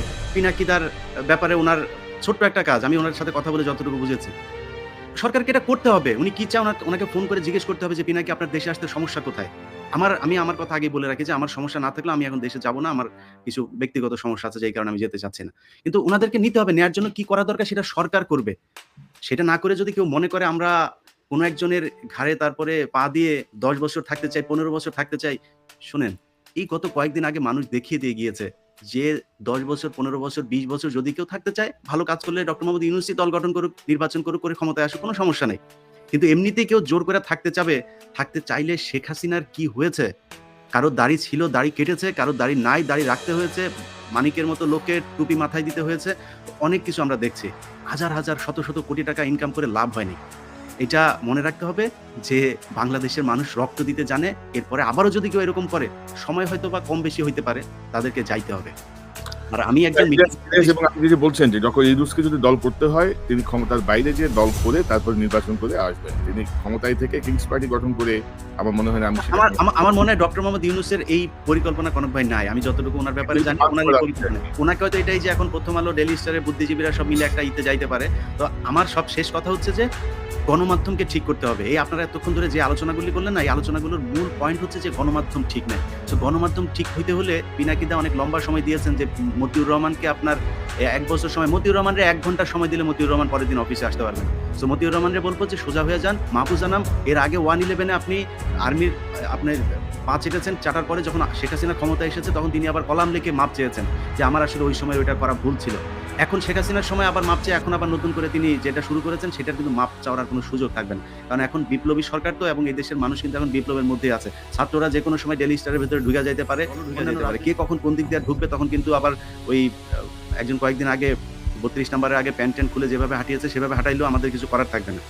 ইলিয়াস, ওই যে যদি মানে এটা একটু বলে দেওয়া দরকার ছেলেদেরকে, যদি সন্ধ্যাবেলা মশাল মিছিল করে ওখানে যায়, মশালগুলো যেন একটু সেফগার্ড করে রাখে, যেন ওইটা আগুন টাগুন লেগে না যায়, এটা একটু বলে দেওয়া দরকার। একটা মানুষ তো, ছেলে পেলে মানুষ। আপনি যেটা বলতে চেয়েছেন সেটা আমরা বুঝতে পেরেছি, সেটা আমার মনে হয় ছাত্ররাও বুঝতে পেরেছে। অতএব তাদেরকে একটু সাবধান হইতে হবে। আর যদি সাবধান না হয় সেটা করার জন্য যা করাতে সেটা করতে হবে। আমি মনে করি এই গত 15 বছরে শেখ হাসিনা আজকের অবস্থানে আসার পেছনে যদি একটা ইনস্টিটিউশনকে দায়ী করা হয় সেটা হচ্ছে গণমাধ্যম। সো গণমাধ্যম ডাজ ম্যাটার। আমাদেরকে এটা খুব তীক্ষ্ণভাবে নজর রাখতে হবে। মাহমুদুর রহমান ভাই, আপনার কাছে অনুরোধ থাকবে, আপনি যতটুকু জানি দেশে যাচ্ছেন, প্লিজ দেশে যান দ্রুত। কনক ভাইকেও আমি বলতেছি যে ভাই আপনিও যান, আর মিনার ভাই ইনশাল্লাহ যাবে আশা করি। পিনাকিদার সমস্যাটাও আশা করি আপনারা এখনকার যারা আছে তারা সমস্যার সমাধান না করলে আপনারা গিয়ে ওনারা এটা দেখবেন এবং পিনাকিদাকে দ্রুত দেশে নিয়ে যাওয়ার জন্য ব্যবস্থা করবেন। তবে ইলিয়াস, এই মুহূর্তে দেশে যাওয়াটা আমার জন্য একটু মুশকিল। তবে পিনাকিদা, তুমি আমি একসাথেই দেখি প্ল্যান করব, সবার সমস্যার সমাধান হয়ে যাক, ইয়ে করবো। ইলিয়াস, আপনাকে ধন্যবাদ। মিনা রশিদ, আপনি যদি একটু বলেন আপনার বক্তব্যটা একটু শুনুন। জি, আমরা এই তিনজনের বক্তব্য থেকে আবারও কয়েকটা জিনিস ভাই মিনার ভাই আমি একটা অনেক বড় একটা পয়েন্ট মিস করছি ভাই, মানে এটা আমার বলতে হবে, সরি। সেটা হচ্ছে বাংলাদেশ সেনাবাহিনীতে যাদেরকে গত 15 বছরে বহিষ্কার করা হয়েছে, স্বেচ্ছা অবসরে যেতে বাধ্য করা হয়েছে, গুম করা হয়েছিল বিভিন্ন জায়গায়, তাদের যদি মানে বয়স থাকে বা সেটা চুক্তিভিত্তিক নিয়োগে হলো বিভিন্ন গুরুত্বপূর্ণ জায়গায় দেওয়া, এবং যে অফিসারে চাকরি গেছে তাদের সবাইকে সেনাবাহিনীতে খুব দ্রুত চাকরিতে নিয়ে যেতে হবে। এটা এবং ইলিয়াস, আপনি তো দেখছেন যে আমি কিন্তু এখন টানা সিরিজ করছি বিডিআর হত্যাকাণ্ড নিয়ে, এবং অনেক নতুন তথ্য আসছে, কিন্তু এখন পর্যন্ত ধরেন বিডিআর এই হত্যাকাণ্ড নিয়ে কোনো কমিশন গঠন করা বা কিছুই হয়নি, আভাসই দিয়েছে। কারণ স্বরাষ্ট্র উপদেষ্টা তো আপনারা জানেন ইতিমধ্যে অনেক কিছু এসছে। মিনার ভাই, আপনার কাছ থেকে শুনুন। না, আসলে অনেক কিছু বলার ছিল, অনেকেই রিকোয়েস্ট করেছেন, কিছু কথা হয়তো সব আজকে বলা যাবে না। ওনাদের জ্ঞাতার্থে বলছি, আমরা এই অনুষ্ঠান ইনশাল্লাহ কন্টিনিউ করবো এবং পরবর্তী সময়গুলো বলবো। আজকে মেইনলি একটু পলিসি লেভেলে কথাগুলি বলছি। যে মাহমুদ ভাই যে কথাটা বললেন যে আসছে পশ্চিমারা, এটা একটা অপ্রিয় সত্য কথা। হয়তো মুসলিম বিশ্বে ওনারা গণতন্ত্র চান না, ওনাদের কথাবার্তা বা কাজ করবে সেটা প্রতিফলিত হয়েছে, এবং বাংলাদেশের ব্যাপারে ওনারা এর বাইরে চলে গেছেন, এটা এখনো আমরা ওই বিশ্বাস রাখতে পারি না। তাহলে আমাদের যেটা করতে হবে, যে আমাদের অ্যাসেট হলেন ডক্টর মোহাম্মদ ইউনূস। ওনার কাছে যেটা আমার একটা রিকোয়েস্ট থাকবে, আপনি যদি আমাদের এই অনুষ্ঠানগুলি শুনেন, আপনাকে কিন্তু গ্লোবালি কিছু জিনিস তাদেরকে বুঝিয়ে দিতে হবে। তারা যা বলবে সেটা আপনি এখানে ইমপ্লিমেন্ট করার চেয়ে আপনি তাদেরকে কিছু দিয়ে কাজ করার, তাহলে কিন্তু জাতি এবং সারা মুসলিম উম্মাহ বিশ্ব আপনাকে অনেকদিন স্মরণ রাখবে। যে এখানে ধরেন ওরা গণতান্ত্রিক বিশ্বে দেখেন, ওখানে একটা লিবারেল পার্টি থেকে দুইটা শক্তি থাকে, আরেকটা থাকে কি আপনার একটু কনজারভেটিভ, তারা একটি ধর্মের দিকে থাকে, এবং বাংলাদেশে এটা ব্যতিক্রম না। বাংলাদেশটা মুসলিম মেজরিটি কান্ট্রি, এখানে একটা ইসলামের প্রতিফলন বা ইলিয়াস ভাই যে কথাটা বললেন সেটা থাকবেই। এটা রাজনীতি এবং সমাজনীতি, যেহেতু ধর্ম, এখানে কিছু কমন ইন্টারেস্ট থাকে বা কমন কিছু বক্তব্য বা নেগেটিভ থাকে, এটা থেকে আমরা বিচ্ছিন্ন করতে পারবো না। কাজেই আপনারা যে পলিসি, বিশেষ করে ওয়েস্টার্নদের যে পলিসি, আমি আপনাকে রিকোয়েস্ট করবো ডক্টর মোহাম্মদ ইউনূসকে আপনার গ্লোবাল এই যে অ্যাকসেপ্টেন্সটাকে কাজে লাগান, তাদেরকে বোঝাতে চেষ্টা করেন। যেরকম আপনি যে দেশে যাবেন, যে তারাও কিন্তু টাকার মধ্যে লেখা ইন গড উই ট্রাস্ট। কাজে আমাদের সংবিধান, এই যে আজকে আমি এটা বলবো না, পিনাকিদা আসলে একটা চমৎকার অনুষ্ঠান করেছেন, সংবিধানের বিষয়ে যে একটা কমিশন করা হয়েছে, এখন যাকে কমিটিতে রেখেছেন উনি কি এই দেশের, ওনারা তো এই দেশের, হ্যাঁ উনি অনেক জ্ঞানী মানুষ, অনেক প্রজ্ঞাবান, কিন্তু এক ধরনের শেকড় ছেঁড়া। ওনারা হয়তো এই জাতির বোধ, বিশ্বাস, চেতনা বা এইগুলি ওনারা ধারণ করেন না, বরং এটার অনেক সময় উল্টো করেন। কাজেই যে এটা হবে, যে সংবিধানটা হবে, সেটাকে এই বিশ্বাসটাকে প্রতিফলিত হবে, কিংবা বিশেষ করে যে আমাদের যে ইয়াং জেনারেশন, এতগুলি মানুষ রক্ত দিয়েছে, তাদের আসলে একটা নিড এবং এক্সপেকটেশন ছিল, সেই এক্সপেকটেশনটা কি এই সংবিধানে বা আপনারা যে কমিশন করেছেন সেটাকে প্রতিফলিত হবে? বিশেষভাবে আমি বলতে চাচ্ছি আল্লাহর উপর পূর্ণ আস্থা ও বিশ্বাস। আমি জানি না এই বিষয়টা নিয়ে বিএনপি যে দলের প্রতিষ্ঠাতা এটা সংবিধানে অ্যাড করেছেন, আমার তো কেন যেন মনে হচ্ছে এই জিনিসটা ধীরে ধীরে সরে দেবে এবং বিএনপি সাহস করবে কিনা আমি জানি না, আমি ডাউটফুল।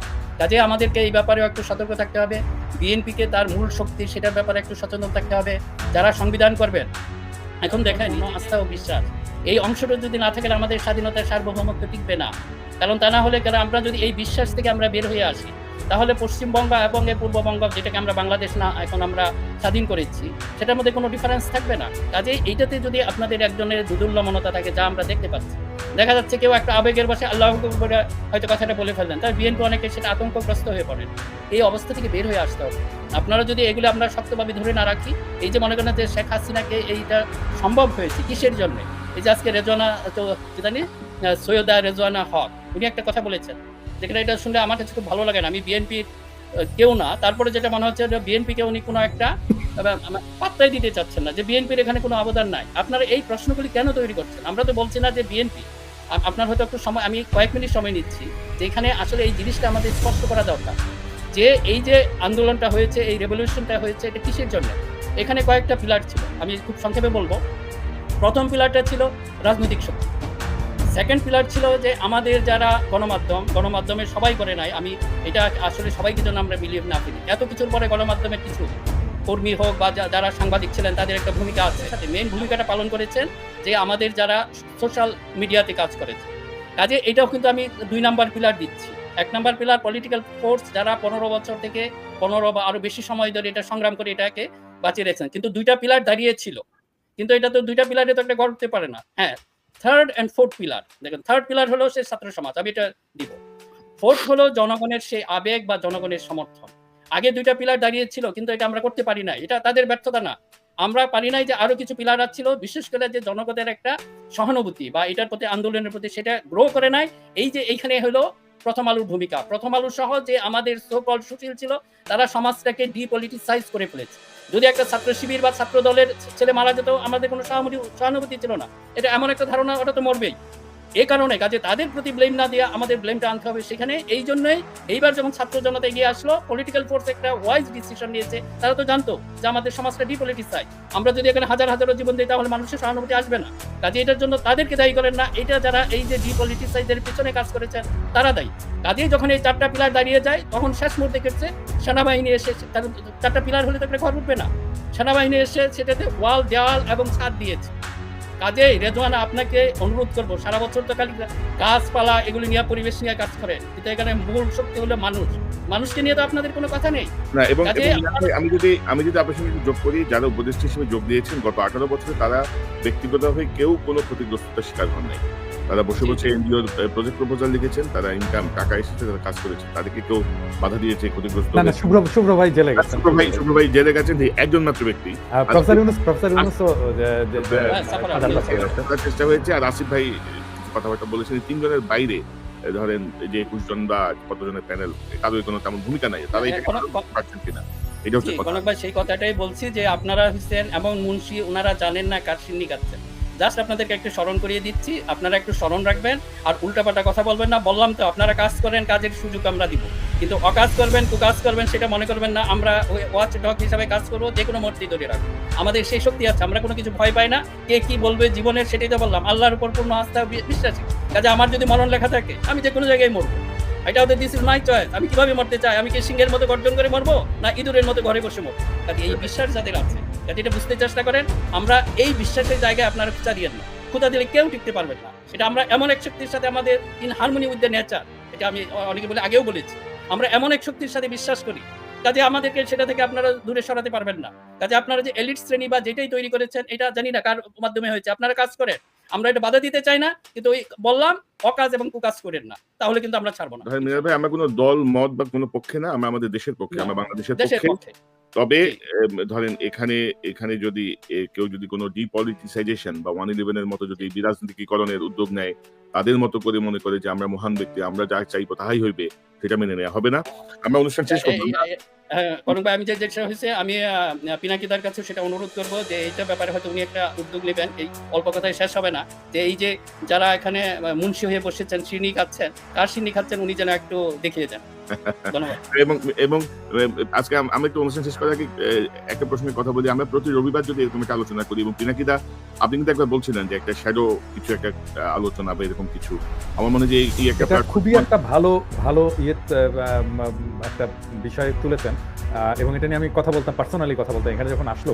আমাদের কাজটা শুরু করতে হবে এই কমিশনগুলো নিয়ে, হ্যাঁ, জি। যে সংস্কার কমিশনগুলো নিয়ে।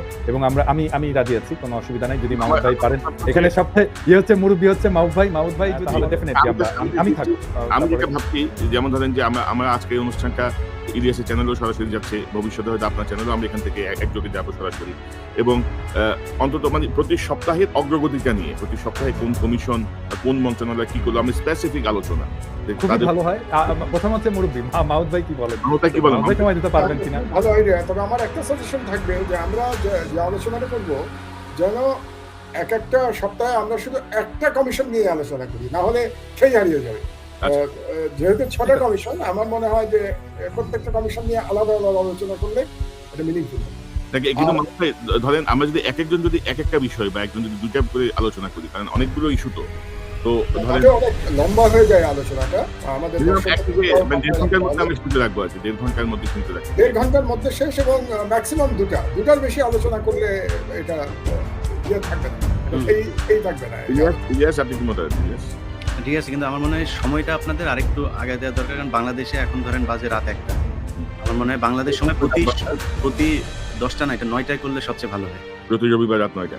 জি, ওই সময়টাতেই মানুষ মানে ধরেন সকালে কেউ যদি 8টায় অফিসে যায়, তার তো আমার মনে হয় এটা আমরা আলোচনা করে নেবো, এখন আর এটাকে দীর্ঘ না করি আমরা। জি। আমার একটা শেষ বক্তব্য আমি দিতে চাই, তারপরে অন্যরা যদি বলতে চায়। আমার শেষ বক্তব্য হচ্ছে যে আমার দুটো দাবি আছে এই সরকারের কাছে, ইমিডিয়েট দাবি। 1 নম্বর হচ্ছে যে ফ্যাসিবাদের যে আইকন, শেখ মুজিবের কোনো ছবি কোনো সরকারি প্রতিষ্ঠানে থাকতে পারবে না। এটা আমার এই সরকারের কাছে ইমিডিয়েট দাবি। কারণ এটা খুব আশ্চর্য, এটা থাকে কিভাবে ভাই, এখনো কিভাবে কিন্তু থাকে? আছে তো এখনো আছে। তো কারণ সবকিছুর আইকন থাকে। ওই যে প্রশ্নটা আপনি শুরু করলেন যে ফ্যাসিবাদ আবার ফেরত আসবে কিনা, তো আমি যদি ফ্যাসিবাদের আইকনকে রেখে দেই, তাহলে ফ্যাসিবাদ ফেরার রাস্তাটা আমি রেখে দিচ্ছি। তো আমি জানি না কিভাবে এখনো সেই ফ্যাসিবাদের আইকনের ছবি এখনো শোভা পাচ্ছে উপদেষ্টাদের পেছনে। কাজে আমার দাবি হচ্ছে ইমিডিয়েট এটাকে মানে সরিয়ে ফেলতে হবে, নামিয়ে ফেলতে হবে। আমার দাবি হচ্ছে শেষ করি, তারপরে তোমরা বলো।